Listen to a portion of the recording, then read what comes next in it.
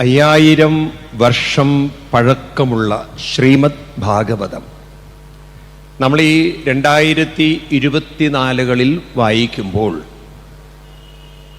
ഈ ഭാഗവതത്തിലെ കഥകളെ കാലഘട്ടത്തിനനുസരിച്ച് നമുക്ക് വ്യാഖ്യാനിക്കാനും അർത്ഥം കണ്ടെത്താനും സാധിച്ചാൽ അടുത്ത തലമുറയ്ക്കതൊരു വലിയ പ്രചോദനമായി മാറും. എനിക്ക് നിങ്ങളോടൊക്കെ പറയാനുള്ളത്, നമ്മൾ ഈ ഭാഗവതാദി ഗ്രന്ഥങ്ങളെയൊന്നും അത്ര ഗൗരവത്തിലെടുത്തിട്ടില്ല. മീൻസ് നമ്മൾ കുറച്ച് പ്രായമുള്ളവർ ക്ഷേത്രത്തിൽ ചെന്ന് ഭാഗവതം കേൾക്കാൻ പോകുന്നു എന്ന രീതിയിലാണ് നമ്മുടെ ഒരു തലമുറ ഇതുവരെ പോയിക്കൊണ്ടിരിക്കുന്നത്. അതുകൊണ്ട് ചെറുപ്പക്കാരായിട്ടുള്ള ആളുകൾ അത്ര ഗൗരവത്തിൽ ഈ ഭാഗവതത്തെ എടുക്കുന്നില്ല. വാസ്തവത്തിൽ ഇന്നത്തെ ഹയസ്റ്റ് മാനേജ്മെന്റ് ഈ ഭാഗവതത്തിലുണ്ട്. നമ്മളിപ്പോൾ ഇൻസ്റ്റിറ്റ്യൂട്ട് ഓഫ് മാനേജ്മെൻറ്റും അതുപോലെ മാനേജ്മെൻറ്റ് അക്കാഡമികളൊക്കെ വലിയ കാശ് കൊടുത്ത് നടത്തുന്ന കോഴ്സുകളൊക്കെ അതിൻ്റെയൊക്കെ തീമുകൾ അല്ലെങ്കിൽ അവർ പറഞ്ഞു കൊടുക്കുന്ന ചില ടിപ്സുകൾ, മാനേജ്മെൻറ്റ് വേണ്ടുന്ന ക്വാളിറ്റീസ്, അതൊക്കെ നമുക്ക് ഭാഗവതത്തിൽ നിന്ന് കടഞ്ഞെടുക്കാനുണ്ട്. വാസ്തവത്തിൽ ഭാഗവതം തന്നെ വലിയൊരു എഡ്യൂക്കേഷനാണ്. ഇന്ന് നമ്മുടെ കുട്ടികളെ നമുക്ക് കൂടുതൽ ഇതിലേക്ക് കൊണ്ടുവരേണ്ടിയിരിക്കണം. എനിക്കിവിടെ ഇരിക്കുന്ന രക്ഷിതാക്കളോടൊക്കെ പറയാനുള്ളത്, നമ്മൾ കുട്ടികളെ നിങ്ങൾ ഇതിലേക്ക് കൊണ്ടുവരാൻ സാധിച്ചാൽ നിങ്ങൾക്ക് അവരെ മാറ്റിമറിക്കാൻ സാധിക്കും. ഇന്ന് നമുക്ക് പറ്റിയൊരു ദുരന്തം എന്താണെന്ന് വെച്ചാൽ, നമ്മുടെ വിദ്യാഭ്യാസം വലിയൊരു ദുരന്തമാണ് ഇപ്പോഴത്തെ. വാസ്തവത്തിൽ ഈ വിദ്യാഭ്യാസമാണ് വലിയൊരു ശാപമായി നിൽക്കുന്നത്. കാരണം എന്താണെന്ന് വെച്ചാൽ, ഇന്നത്തെ വിദ്യാഭ്യാസം എന്ന് പറയുന്നത് ഓൾറെഡി ആരുടെയൊക്കെയോ സിലബസുകൾ, മീൻസ് ആരുടെയൊക്കെയോ തോട്ട്സുകളെ, അതാണ് വിദ്യാഭ്യാസം എന്ന രീതിയിൽ നമ്മുടെ കുട്ടികളിൽ അങ്ങനെ അടിച്ചേൽപ്പിക്കപ്പെട്ടു. നമ്മളും അങ്ങനെ വളർന്നു. ഇപ്പം നമ്മൾ ഈ പ്ലസ് 1 പ്ലസ് 2 ഒരു 3-4 ചോയ്സ് ഉണ്ട്. ഒന്നുകിൽ കമ്പ്യൂട്ടർ സയൻസ് വെച്ച് പഠിക്കാം, മാത്സും മറ്റും, അല്ലെങ്കിൽ ബയോളജി ബേസ് ചെയ്ത് പഠിക്കാം, അല്ലെങ്കിൽ കൊമേഴ്സ് ബേസ് ചെയ്ത് പഠിക്കാം, അല്ലെങ്കിൽ ആർട്സ് ബേസ് ചെയ്ത് പഠിക്കാം, അല്ലേ? അങ്ങനെയല്ലേ? ഇന്ന് കുറേയും കൂടി ഓപ്ഷൻസ് ഉണ്ടെന്ന് വിചാരിക്കുക. പഴയ കാലത്തൊക്കെ അങ്ങനെയല്ലേ? അത് കഴിഞ്ഞ് എൻജിനീയറിങ് കുറേ പോകുന്നു, മെഡിസിന് പോകുന്നു, പിന്നെ അല്ലെങ്കിൽ എന്താണ് കൊമേഴ്സ് ബേസ്ഡ് ആയിട്ടുള്ള കോഴ്സുകൾ ചെയ്യുന്നു, BCom അല്ലെങ്കിൽ BSc ബേസ്ഡ് ആയിട്ടുള്ള കുറച്ച് കോഴ്സുകൾ, അല്ലെങ്കിൽ BA ബേസ്ഡ് ആയിട്ടുള്ള ആർട്സ് വിഷയമായിട്ടുള്ള കോഴ്സുകൾ ചെയ്യുന്നു. അപ്പം ഇങ്ങനെയൊക്കെ ഒരു സ്ട്രക്ചേർഡ് രീതിയിലുള്ള എഡ്യൂക്കേഷൻ സിസ്റ്റമാണ് എഡ്യൂക്കേഷൻ എന്ന ഒരു ധാരണ നമ്മൾ ഓൾറെഡി ഉണ്ടാക്കി വെച്ചു കഴിഞ്ഞു. എഡ്യൂക്കേഷൻ എന്ന് പറഞ്ഞാൽ, വിദ്യാഭ്യാസം എന്ന് പറഞ്ഞാൽ എന്താണ് അതിൻ്റെ നിർവചനം എന്ന് പോലും നമുക്കിന്ന് അറിയില്ല. സത്യത്തിൽ അറിയില്ല. നമ്മളെ കുട്ടികൾക്ക് എന്താണ് റിയൽ എഡ്യൂക്കേഷൻ എന്ന് ഇത് ചോദിച്ചു കഴിഞ്ഞാൽ അതിന് ഉത്തരം ഇല്ലാത്തൊരവസ്ഥയാണെന്ന്. ഞാൻ നിങ്ങളോട് ചോദിക്കട്ടെ, ഉത്തരം പറയണം നിങ്ങൾ, കൈ ഉയർത്തി പറയണം നിങ്ങൾ. വിദ്യാഭ്യാസം, എഡ്യൂക്കേഷൻ എന്ന് പറഞ്ഞാൽ എന്താണ്? അതിനൊരു വ്യാഖ്യാനം, ഹൗ വി ഡിഫൈൻ എഡ്യൂക്കേഷൻ ഒന്ന് പറഞ്ഞു തരൂ നിങ്ങൾ. ഹൗ വി ഡിഫൈൻ എഡ്യൂക്കേഷൻ എന്നൊന്ന് പറഞ്ഞുതരൂ. ആരെങ്കിലും ഒന്ന് പറഞ്ഞുതരൂ, കൈ ഉയർത്തിയിട്ട്. കൃത്യമായി അറിയും എന്നുള്ള ഒരാൾ ഒന്ന് പറഞ്ഞുതരൂ. ഇതാണ് വിദ്യാഭ്യാസം. അങ്ങനെ നാണൊന്നും വിചാരിക്കണ്ട, അങ്ങനെ പറഞ്ഞു എന്ന് വെച്ചിട്ട് തെറ്റുമോ എന്നുള്ളതൊന്നും വിചാരിക്കണ്ട. കാരണം നമ്മളൊക്കെ തന്നെയുള്ളൂ ഇവിടെ. അതിലൊരു ഷെയിം തോന്നണ്ട. തെറ്റിക്കോട്ടെ. എത്ര പേർക്ക് ആ കോൺഫിഡൻസിൽ പറയാൻ പറ്റും വിദ്യാഭ്യാസം എന്ന് പറഞ്ഞാൽ എന്താണ്? നമ്മൾ എന്താ പറയുക? ഒന്ന് പറയൂ, ആരുമില്ലേ? വിദ്യാഭ്യാസം എന്നാൽ എങ്ങനെ നമ്മൾ അതിനെ നിർവചിക്കും? ഹൗ വി ഡിഫൈൻ എഡ്യൂക്കേഷൻ ഒന്ന് പറയൂ. ഒന്ന് അയ്യോ, മോള് പറയുന്നത് എനിക്കിങ്ങോട്ട് ഇത്തിരി ദൂരം ഉള്ളതുകൊണ്ട് ശബ്ദം കണ്ട് കേൾക്കുന്നില്ല. ഒന്നുകൂടി ഉറക്കം പറയൂ. നല്ലൊരു അഭിനന്ദനം അതിന് കൊടുക്കണേ. കാരണം പഠിക്കുന്നത് അപ്ലൈ ചെയ്യുക ബേസിക്കലി അത്രയേ ഉള്ളൂ, അല്ലേ? ഇരിക്കും മോള്. നല്ലൊരു അഭിനന്ദനം. കാരണം എഫേർട്ടാണല്ലോ, അതിനൊരു എപ്പോഴും അഭിനന്ദനം കൊടുക്കണം. അപ്പോൾ മോള് പറഞ്ഞത്, ഇന്ന് നമ്മൾ അങ്ങനെ സ്ട്രക്ചേർഡ് ആക്കിപ്പോയി കുട്ടികളെ. നമ്മൾ പറഞ്ഞ കാര്യം ഇതാണ്, നമ്മൾ പഠിക്കുന്നത് അപ്ലൈ ചെയ്യുക. അതൊരു നോളജ് ആൻഡ് പ്രാക്ടിക്കൽ നോളജ്. ഒരു നോളജ് ആൻഡ് തിയറി, ഇതല്ലേ നമ്മൾ പൊതുവെ എഡ്യൂക്കേഷൻ എന്നൊക്കെ പറയണത് അല്ലേ? പ്രായോഗികമാക്കാൻ പറ്റുന്ന വിദ്യാഭ്യാസം, അതാണ് ബേസിക്കലി പറയണത്. അല്ല, ടോട്ടലി ഡിഫറെൻ്റ് ആണ്. ഇവിടെയാണ് ഭാരതത്തിൻ്റെ ആത്മീയതയും വിദ്യാഭ്യാസവും തമ്മിലുള്ള ബന്ധം. നോക്കൂ, നമ്മുടെ ഈ സയൻസൊക്കെ ശരിക്കും നമ്മളെ പഠിപ്പിക്കേണ്ടുന്ന ഒരു കാര്യമുണ്ട്. അതായത് വൈവിധ്യത, ഡൈവേഴ്സിറ്റി. ഇത് നമ്മുടെ ഉള്ളിൽ ഉറക്കേണ്ട ഒരു കാര്യമായിരുന്നു. ഡൈവേഴ്സിറ്റി, വൈവിധ്യത. അത് ഇന്നും നമുക്ക് മനസ്സിലാവും. കാരണം ഇന്ന് നമുക്ക് അധികം എഫേർട്ട് എടുക്കേണ്ട ഇക്കാര്യത്തിൽ. നമ്മുടെ പൂർവികന്മാർ പറഞ്ഞ കാര്യങ്ങൾ ഇന്ന് സയൻസ് പ്രൂവ് ചെയ്യാണ്. അതിൻ്റെ നല്ല തെളിവാണ് നമ്മുടെ പ്രിൻ്റ് എടുത്തുള്ള ആധാർ സംവിധാനങ്ങളൊക്കെ, ബയോമെട്രിക്. അപ്പോൾ ഓരോരുത്തരുടെയും പ്രിൻ്റ് വ്യത്യസ്തമാണെന്നുള്ള കാര്യത്തിൽ സംശയമില്ല. അതല്ല യുണീക്ക് ഐഡൻറ്റിറ്റി. അപ്പം അത് ഒരു തമ്പിൽ ഒതുങ്ങി നിൽക്കുന്നില്ല. നമ്മുടെ സ്വഭാവം വ്യത്യസ്തമാണ്, ശബ്ദം വ്യത്യസ്തമാണ്. ഓരോരുത്തരുടെയും കഴിവുകളും മറ്റുള്ളവരിൽ നിന്നും. ഞാൻ ചോദിക്കുമ്പോൾ ഉത്തരം തരണം നിങ്ങൾ. അപ്പം നമ്മളിലൊരു വൈവിധ്യത, മറ്റുള്ളവരിൽ ഓരോരുത്തരും വ്യത്യസ്തരാണെങ്കിൽ നമ്മുടെ പ്രിൻ്റ് വ്യത്യസ്തമാണെന്നുള്ള കാര്യത്തിൽ സംശയമില്ല. അതല്ലേ നമുക്ക് ആധാർ കാർഡ് പോലുള്ള വന്നത്. സ്വഭാവം വ്യത്യസ്തമാണോ? ഓരോരുത്തരുടെയും സ്വഭാവങ്ങളിൽ വ്യത്യസ്തതയുണ്ടോ? പറയൂ. ഈവൻ ട്വിൻസ് ആയിട്ടുള്ളവരിൽ പോലും ചില മൈനർ വ്യത്യാസങ്ങൾ ഉണ്ടാവില്ലേ? ഉണ്ടോ? ഉണ്ടോ ഇല്ലയോ? ഞാൻ ഡീപ്ലി ഒബ്സർവ് ചെയ്യുന്ന ഒരാളാണ്. ഞാൻ കുറച്ചു കാലം ചിന്മയ മിഷൻ സ്കൂളിൽ ക്ലാസ് എടുത്തിട്ടുള്ള ആളാണ്. അവിടെയൊക്കെ കുട്ടികളിൽ ഇത് വളരെ ഒബ്സർവ് ചെയ്തിട്ടുള്ള കാര്യമാണ്. വെറുതെ പറയല്ല നിങ്ങളോട്. വ്യത്യാസങ്ങളുണ്ട്. ഈവൻ ട്വിൻസിൽ പോലും വ്യത്യാസമുണ്ട്. ഇല്ല? ഉണ്ടോ ഇല്ലയോ? അതേപോലെ തന്നെ ശബ്ദത്തിൽ വ്യത്യാസമുണ്ട്, ശരീരത്തിൻ്റെ സ്ട്രക്ചറിലും ചെറിയ വ്യത്യാസങ്ങളൊക്കെ. അതൊരു വ്യത്യാസങ്ങളുണ്ട്, ഇല്ല എന്ന് പറയാൻ പറ്റില്ല. സിമിലാരിറ്റി ഉണ്ടെങ്കിൽ പോലും വ്യത്യാസമുണ്ട്, ഇല്ലേ? ചെറിയ വ്യത്യാസങ്ങൾ ഉണ്ടാവും. ഇതൊക്കെ വ്യത്യസ്തമാണെങ്കിൽ അടുത്ത ചോദ്യമാണ് ഇമ്പോർട്ടൻ്റ്. ഇതൊക്കെ വ്യത്യസ്തമാക്കാൻ സാധിക്കുന്ന ഒരു ഇൻ്റലിജൻസിന് ഒരു വ്യത്യസ്തമായ കഴിവും നമ്മളിൽ തരാൻ കഴിവുണ്ടാവില്ലേ? എല്ലാവരും ഒരുപോലെ പഠിക്കുന്ന പഠനമാണോ ശരിക്കും? അത് ഓരോരുത്തരുടെ വ്യത്യസ്ത കഴിവുകൾ വികസിപ്പിക്കുന്നതാണോ ശരി? ഈ വൈവിധ്യത എന്നത് അംഗീകരിക്കേണ്ടതില്ലേ? കൂടെ വന്നില്ലേ നിങ്ങൾ? ഓരോരുത്തരിലും വ്യത്യസ്തമായ കഴിവുകൾ ഉണ്ടാകുമോ? അതാണ് ആദ്യത്തെ ചോദ്യം. ഉണ്ടാകുമോ? ഉണ്ടാകുമോ? ഉറക്കെ പറയൂ. ഉണ്ടെങ്കിൽ അതിനെ വികസിപ്പിക്കുക. അതല്ലേ ശരിക്കും ഒരു വ്യക്തിയുടെ ജീവിതത്തിലെ വിജയം? ആണോ അല്ലയോ? അപ്പൊ എഡ്യൂക്കേഷൻ എന്ന് പറഞ്ഞാൽ നമ്മൾ എങ്ങനെ നിർവചിക്കേണ്ടത്? ഓരോരുത്തരിലും വ്യത്യസ്തമായ, അല്ലെങ്കിൽ നമ്മൾ ഒന്നുകൂടി പറയുകയാണെങ്കിൽ ദൈവീകമായ കഴിവുകളെ വികസിപ്പിക്കുവാനും അതിനെ പ്രായോഗികമാക്കാനും പറ്റുന്ന ഒരു വിദ്യാഭ്യാസ രീതിയല്ലേ യഥാർത്ഥ എഡ്യൂക്കേഷൻ എന്ന് പറയുന്നത്? ആണോ അല്ലയോ? കഴിവുകൾ പഠിപ്പിക്കുകയാണോ കഴിവുകൾ വികസിപ്പിക്കുകയാണോ ശരി? ഈ വാക്കുകളൊക്കെ നമ്മൾ പഠിക്കേണ്ടിയിരിക്കുന്നു. കഴിവുകൾ പരിശീലിപ്പിക്കുകയാണോ കഴിവുകൾ വികസിപ്പിക്കുകയാണോ? ഉറക്കെ പറയൂ. അത് വികസിപ്പിക്കലാണ്. പക്ഷെ ഇന്ന് നമ്മൾ കഴിവുകൾ പഠിപ്പിക്കുകയാണ്. അതുകൊണ്ട് തന്നെയാണ് പലരും പല മേഖലയിലും ഫിറ്റല്ലാത്തത്. എനിക്ക് എൻ്റെ പാഷൻ എന്ന് പറയും, എൻ്റെ ഉള്ളിലുള്ള സർഗവാസനാണോ ജന്മവാസന എന്നൊക്കെ പറയുന്നത്, അതിനെ കണ്ടെത്താൻ നമുക്ക് സംവിധാനങ്ങളില്ലെങ്കിൽ ഇല്ലാത്ത കഴിവ് എത്ര പഠിപ്പിച്ചിട്ടും കാര്യമില്ല. ഉണ്ടോ? പാടാൻ പറ്റാത്ത ഒരു കുട്ടി ഇന്നിപ്പോൾ നമുക്ക് കാണാം നമ്മുടെ സൊസൈറ്റിയിൽ.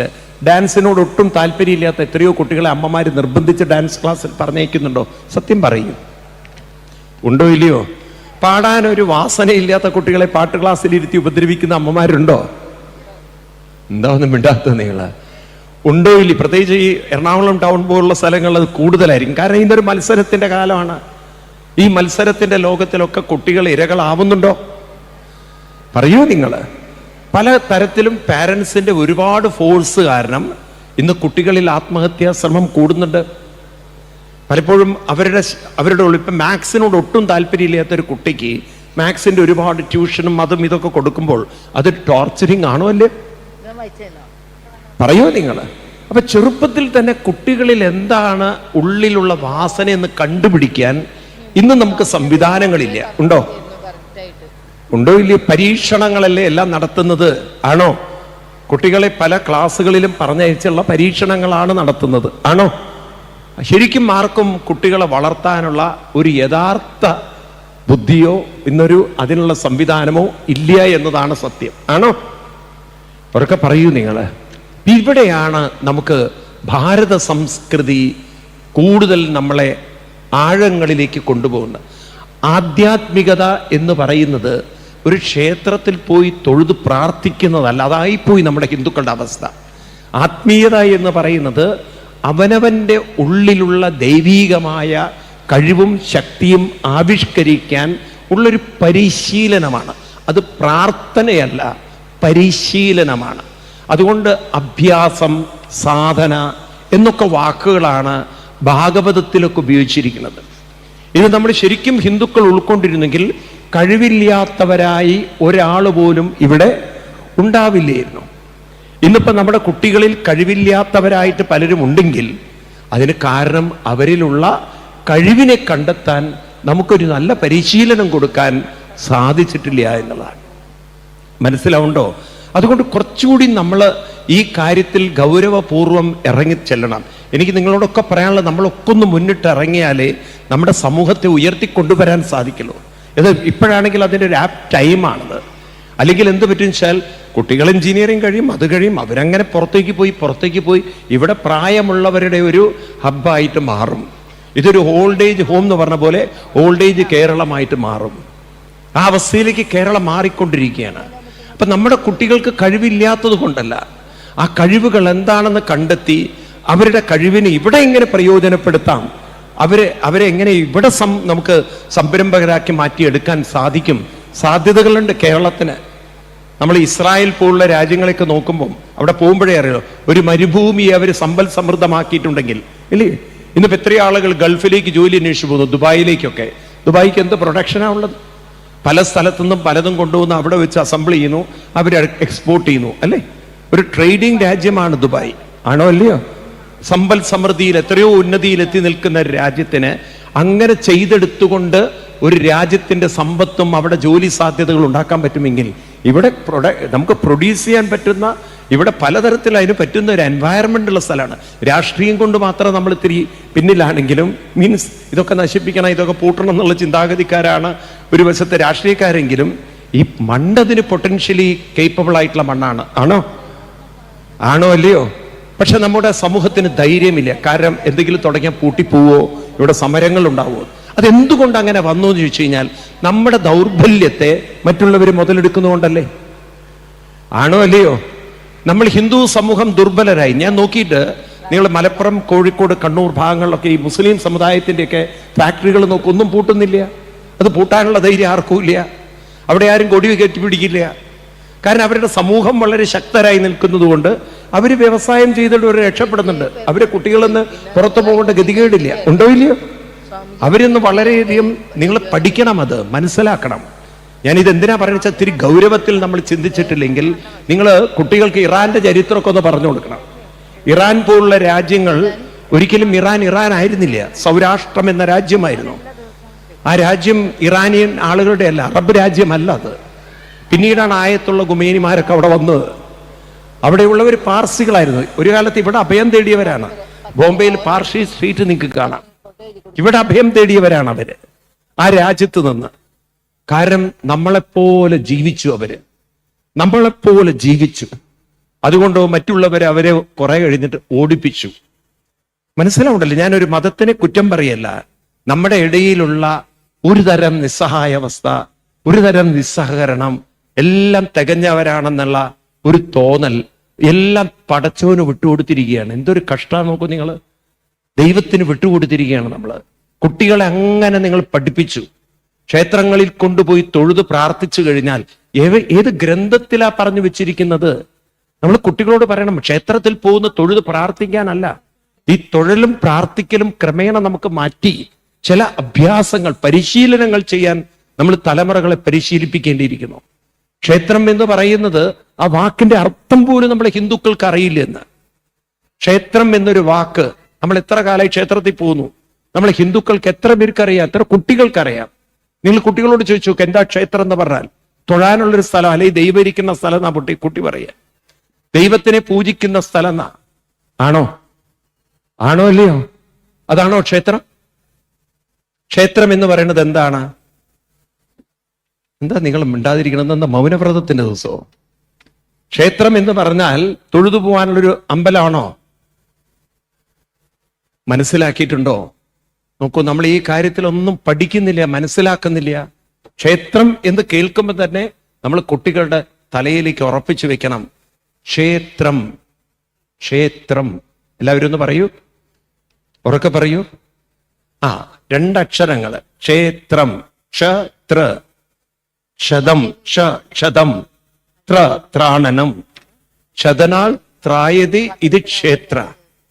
ക്ഷതത്തിൽ നിന്നും ത്രാണനം ചെയ്യാൻ സഹായിക്കുന്ന കേന്ദ്രത്തെയാണ് ക്ഷതത്തിൽ നിന്നും. ക്ഷതം, ത്രാണനം. ഒന്ന് പറയൂ. ക്ഷതം, ത്രാണനം.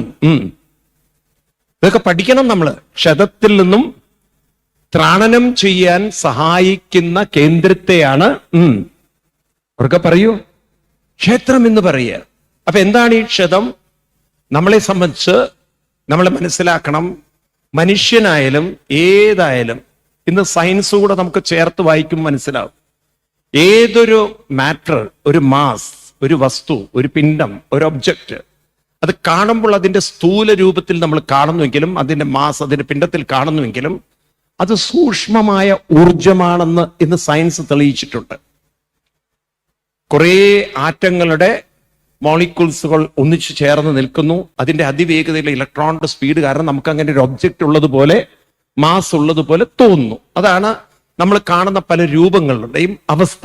വാസ്തവത്തിൽ ആ രൂപം എന്ന് പറയുന്നത് അതിവേഗത്തിൽ ചലിച്ചുകൊണ്ടിരിക്കുന്ന ഇലക്ട്രോണുകളുടെയും പ്രോട്ടോണുകളുടെയും, അല്ലെ, ഒരുപാട് ആറ്റങ്ങൾ ചേർന്ന് നിൽക്കുന്ന ഒരു സാധനമാണ്. ആണോ? ഇത് നമുക്കറിയാം. സൂക്ഷ്മവും സ്ഥൂലവും. സ്ഥൂലമായി കാണുന്നതിലൊക്കെ ഒരു സൂക്ഷ്മ ഊർജം, സ്ഥൂലമായി കാണുന്നതൊക്കെ ഒരു സൂക്ഷ്മ ഊർജമാണെന്ന് ഇന്ന് നമ്മൾ പഠിച്ചിട്ടുണ്ട്. ഇത് ഭാരതീയർ 10,000 വർഷം മുമ്പ് പറഞ്ഞ കാര്യമാണ്. അതായത് മനുഷ്യൻ എന്നാൽ സ്ഥൂല ശരീരം മാത്രമല്ല, സൂക്ഷ്മ ശരീരവും കൂടിയാണ്. അപ്പൊ സ്ഥൂലവും സൂക്ഷ്മവും. ഗീതയിൽ 2nd ചാപ്റ്റർ ഒക്കെ എടുത്ത് പഠിക്കണം നമ്മള്. അവിടെയാണ് കൃഷ്ണൻ പറയുക, ശരീരവും ശരീരിയും. പറയൂ. ശരീരവും ശരീരിയും, ദേഹവും ദേഹിയും. ഇതാ ഐൻസ്റ്റീനൊക്കെ പറയുന്ന ആ വാക്കിന്റെ മറ്റൊരു തലമല്ലേ സ്ഥൂലവും സൂക്ഷ്മവും എന്ന് നമ്മുടെ ഋഷിവര്യന്മാര് പറഞ്ഞിട്ടില്ലേ? ഉണ്ടോ? ഉണ്ടോ ഇല്ലയോ? അപ്പൊ നമ്മൾ കേവലം നമ്മുടെ സ്ഥൂല ശരീരമല്ല, സൂക്ഷ്മ ശരീരവും കൂടി ചേർന്നാണ്. അപ്പൊ ശരീരം എന്നാൽ സ്ഥൂലവും സൂക്ഷ്മവുമാണെങ്കിൽ, സ്ഥൂല ശരീരത്തിന്റെയും സൂക്ഷ്മ ശരീരത്തിന്റെയും ക്ഷതങ്ങളെ ത്രാണനം ചെയ്യാൻ സഹായിക്കുന്ന കേന്ദ്രത്തെയാണ് പറയൂ ക്ഷേത്രം എന്ന് പറയുന്നത്. അതായത് സ്ഥൂല ശരീരം, നമ്മുടെ ഈ ശരീരത്തിന് പോലും ക്ഷേത്രത്തിൽ പോകുന്നത് കൊണ്ട് ഗുണമുണ്ട്. ഇന്നിപ്പോൾ മോഡേൺ മെഡിസിൻ എത്തി നിൽക്കുന്ന ഒരു തലം, ഇന്നിപ്പോ എല്ലാ ഡോക്ടർമാരും പറയുന്നത്, ഇന്നത്തെ ഈ പല രോഗങ്ങളും, ഷുഗർ, കൊളസ്ട്രോള്, BP കൂടി വരുന്നു, അതുപോലെ പല രോഗങ്ങളും ഒറ്റ വാക്കിലാണ് അവരെത്തി നിൽക്കുന്നത്. ഇതെല്ലാം മനുഷ്യന്റെ ജീവിത ശൈലി രോഗങ്ങളാണ്. അങ്ങനെ കേട്ടിട്ടില്ലേ? ഉണ്ടോ? ജീവിത ശൈലി, അതായത് കൃത്യതയുള്ള ഉറക്കമില്ല, ഭക്ഷണമാണെങ്കിൽ പല സമയത്ത് കഴിക്കുന്നു, അതും പല രീതിയിലുള്ള ഭക്ഷണം കഴിക്കുന്നു. ഇങ്ങനെ മനുഷ്യൻ ഉണ്ടാക്കി വെച്ച ജീവിത ശൈലികളിലെ വ്യത്യാസം കൊണ്ടുണ്ടായതാണ് ഇന്നത്തെ ഒരുപാട് രോഗങ്ങൾ. കേട്ടിട്ടില്ലേ? ഉണ്ടോ ഇല്ലയോ? ഇപ്പൊ കാലത്തൊക്കെ എണീറ്റ് ക്ഷേത്രങ്ങളിൽ പോയി അവിടെ ചെന്ന് പ്രദക്ഷിണം വെക്കുമ്പോൾ നമ്മൾ കുട്ടികൾക്കൊക്കെ പറഞ്ഞു കൊടുക്കേണ്ടതുണ്ട്. കാലത്തെണീറ്റ് നമ്മൾ ക്ഷേത്രങ്ങളിൽ പോകേണ്ടത് ഇന്ന് ആവശ്യമാണ്, പ്രത്യേകിച്ച് സിറ്റി ലൈഫിലുള്ളവര്. കാരണം കൊതുകിന്റെ ഉപദ്രവം കാരണം ജനവാതിലും വാതിലും കൊട്ടി അടച്ച് ഉള്ള ഗുഡ് നൈറ്റും എല്ലാ നൈറ്റും ഇട്ട്, അല്ലെങ്കിൽ ഉണ്ട് വേറൊന്ന് കുറച്ചുകൂടി ശക്തിയുള്ള ഒരു സാധനമുണ്ട്, ആൾ ഔട്ട്, നമ്മളെപ്പോലും ഔട്ടാക്കി കളയുന്ന ഇത്തരം കെമിക്കൽ സാധനങ്ങളൊക്കെ കത്തിച്ചു വെച്ച് കൊതുകിനെ ഓടിക്കാൻ വേണ്ടി നമ്മൾ ഈ സാധനങ്ങളൊക്കെ ഉപയോഗിച്ച്, പോരാത്തതിന് വീടിന് അടുക്കളയിൽ ഗ്യാസും കൂടെ കത്തിച്ചു കഴിഞ്ഞാൽ, ഗ്യാസ് കത്തിച്ചാൽ, അതും LPG ഗ്യാസ് കത്തിച്ചു കഴിഞ്ഞാൽ ഉണ്ടാകുന്ന കാർബൺ ഡൈ ഓക്സൈഡിന്റെ തീവ്രത പറയേണ്ടതില്ലല്ലോ. അല്പം കാർബൺ മോണോക്സൈഡും ഇങ്ങനെ പല കെമിക്കലും അന്തരീക്ഷത്തിൽ ഇരിക്കുമ്പോൾ നിങ്ങൾ പറയൂ, അത് ശ്വസിക്കുന്ന ഒരാള് രോഗിയാകുമോ ഇല്ലയോ? പറയൂ, രോഗികളാവില്ല. ഇപ്പൊ ചെറുപ്പത്തിൽ തന്നെ ക്യാൻസർ ഒക്കെ വരാനുള്ള സാധ്യതകൾ ബോഡിയിൽ ഒരുക്കിയിട്ട് ശരീരം എല്ലാ രോഗത്തിനുള്ള സാധ്യതകളാക്കി. അതും കുട്ടികളുടെ അവസ്ഥ ആലോചിച്ച് നോക്കൂ. ക്ലാസ് നേരെ വീട്ടിൽ നിന്ന് ബസ്സിലോ ഓട്ടോയിലോ, ഈ റോഡ് മുഴുവൻ അങ്ങനെ ഓക്സിജൻ ആണെന്ന് പറയാൻ പറ്റുമോ? അത് കഴിഞ്ഞ് ക്ലാസ് റൂമിൽ തന്നെ നിന്നിരിക്കുമ്പോൾ അവിടെയും ഓക്സിജൻ ആണോ, ശുദ്ധമായതാണോ കിട്ടുന്നത്? ഇതിനാണ് നമ്മൾ കുട്ടികളെയൊക്കെ രാവിലെ എണീപ്പിച്ച് അമ്പലത്തിലൊക്കെ കൊണ്ടുപോയി ഒരു 2-3 തവണ പ്രദക്ഷിണമൊക്കെ വെക്കുമ്പോൾ ആ പ്രദക്ഷിണം തന്നെ നമ്മുടെ ഉള്ളിലേക്ക് നല്ല ഓക്സിജന്റെ അളവ് എത്തിക്കും. അതിനല്ലേ ആൽമരം പോലുള്ളതൊക്കെ വെച്ച് പിടിപ്പിച്ചിരിക്കുന്ന അമ്പലത്തിന് മുന്നിൽ ആണോ? ഏത് ക്ഷേത്രമാണ് ആലില്ലാത്തത്? ദേവന് വേണ്ടിയിട്ടല്ല ആല് വെച്ചത്. ആർക്ക് വേണ്ടിയിട്ടാണ്? നമുക്ക് വേണ്ടിയിട്ടാണ്. ഈ തുളസിയൊക്കെ എന്തിനാണ് നമ്മൾ വീട്ടിന്റെ മുന്നിൽ പണ്ട് കാലത്ത് വെച്ചിരുന്നത്? ഏറ്റവും കൂടുതൽ ഓക്സിജൻ തരുന്ന സാധനങ്ങളെയൊക്കെ പണ്ടുള്ളവര് വീടിന് ചുറ്റും വെച്ചിരുന്നു. ഇപ്പോ പുതിയൊരു സംരംഭം തുടങ്ങുകയാണ് ഞങ്ങള്. അതായത് പണ്ടൊക്കെ പുറത്തായിരുന്നു തുളസിത്തറ, ഇനിയിപ്പോ അകത്ത് തുളസി വെക്കേണ്ട കാലം. കാരണം ഉള്ളിൽ അത്ര അപകടകാരികളായിട്ടുള്ള കാർബൺ ഡൈ ഓക്സൈഡും കാർബൺ മോണോക്സൈഡും തുടങ്ങിയിട്ടുള്ള സാധനങ്ങളൊക്കെ ഉണ്ടല്ലോ. ഇത് മാരക രോഗത്തിലേക്കുള്ള പോക്കാണ്. അതും കുട്ടികളാണെങ്കിൽ ഇന്ന് കഴിക്കുന്ന ആഹാരമൊക്കെ പുറത്തുള്ള ആഹാരവും കൂടി ഇപ്പൊ ശരീരത്തിൽ രോഗം വരാനുള്ള സാധ്യതകൾ വളരെ കൂടുതലാണ്. ഒരു പുതിയൊരു പരിപാടി തുടങ്ങാണ്. വീട്ടിന് പുറത്തായിരുന്നു തുളസിത്തറ എങ്കിൽ ഇന്ന് വീടിനകത്ത് തുളസിത്തറ വെക്കേണ്ട ഒരു അവസ്ഥ നമ്മൾ അതിലേക്ക് എത്തിയിരിക്കുകയാണ്. അല്ലെങ്കിൽ നമുക്കിനി തലമുറകൾക്ക് നിലനിൽപ്പില്ല. ഇപ്പൊ തന്നെ നോക്കും നിങ്ങള് മനുഷ്യന്റെ അവസ്ഥ, ഹിന്ദുവിന്റെ അവസ്ഥ. പ്രസവിക്കുന്നില്ല കുട്ടികൾ, കുഞ്ഞുങ്ങൾ ഉണ്ടാവുന്നില്ല. ഉണ്ടോ? പൊതുവെ കുറവല്ലേ? എന്താ ഒന്നും മിണ്ടാത്തത്? ഒരു 1-2 പ്രസവം കഴിഞ്ഞു കഴിഞ്ഞാൽ അതല്ലേ ആ പെൺകുട്ടി അസുഖക്കാരിയില്ലേ? എന്തെങ്കിലുമൊക്കെ ആരോഗ്യ പ്രശ്നങ്ങൾ കൂടി വരികയാണോ അല്ലയോ? പറയൂ നിങ്ങള്. ഈ തരത്തിൽ രോഗികളായി മാറുന്ന ഒരു സമൂഹം, ഇതിനൊരു മാറ്റം വരണ്ടേ? അതുകൊണ്ട് ക്ഷേത്രങ്ങളിൽ രാവിലെ എണീറ്റൊക്കെ പോകുമ്പോൾ അത് ശീലിക്കണം നമ്മള്. അത് നമ്മുടെ ശരീരത്തിന്റെ ആരോഗ്യത്തിന് വേണ്ടിയിട്ടാണ്. ദേവനോ ദേവിക്കോ വേണ്ടിയിട്ടല്ല നിങ്ങൾ അമ്പലത്തിൽ പോകുന്നത്, നിങ്ങൾക്ക് വേണ്ടിയിട്ടാണ്. അതാണ് നമുക്ക് അങ്ങനെയുള്ള പഠനങ്ങളാണ് പലപ്പോഴും പ്രചോദനം തരേണ്ടത്. പക്ഷെ അത്തരത്തിലുള്ള പഠനങ്ങൾ നമ്മുടെ ഹിന്ദുക്കളില്ല. ഞാൻ ഇക്കാര്യത്തിൽ മുസ്ലിങ്ങളെ വളരെ അഭിനന്ദിച്ചേ പറ്റുള്ളൂ.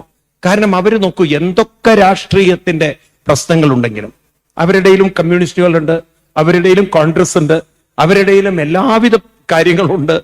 എന്നിട്ടും അവർ കൃത്യതയോടെ അവരെ കുട്ടികളിൽ അവരുടെ ഖുർആൻ പഠിപ്പിച്ചെടുക്കാൻ അവർക്ക് സാധിക്കുന്നുണ്ടോ? പറയൂ നിങ്ങൾ.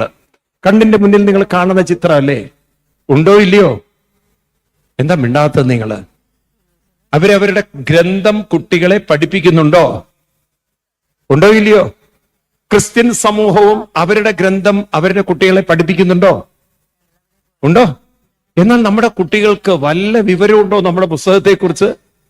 നമ്മൾ ഈ വെറുതെ അമ്പലത്തിൽ പോയി തൊഴുതു പോകുന്ന അല്ലാതെ, എന്നിട്ട് നോക്കൂ നമ്മള് അവരെയും നമ്മളെയും വെച്ചൊന്ന് താരതമ്യം ചെയ്തു നോക്കൂ. ഏറ്റവും കൂടുതൽ ആത്മഹത്യ ഹിന്ദു സമൂഹത്തിലാണോ? ആണോ ഇല്ലയോ? പ്രണയങ്ങളൊക്കെ വന്ന് പ്രണയ നൈരാശ്യം വന്ന് ആത്മഹത്യ ചെയ്യുന്നത് നമ്മുടെ സമൂഹത്തിലാണോ? ആണോ അല്ലയോ?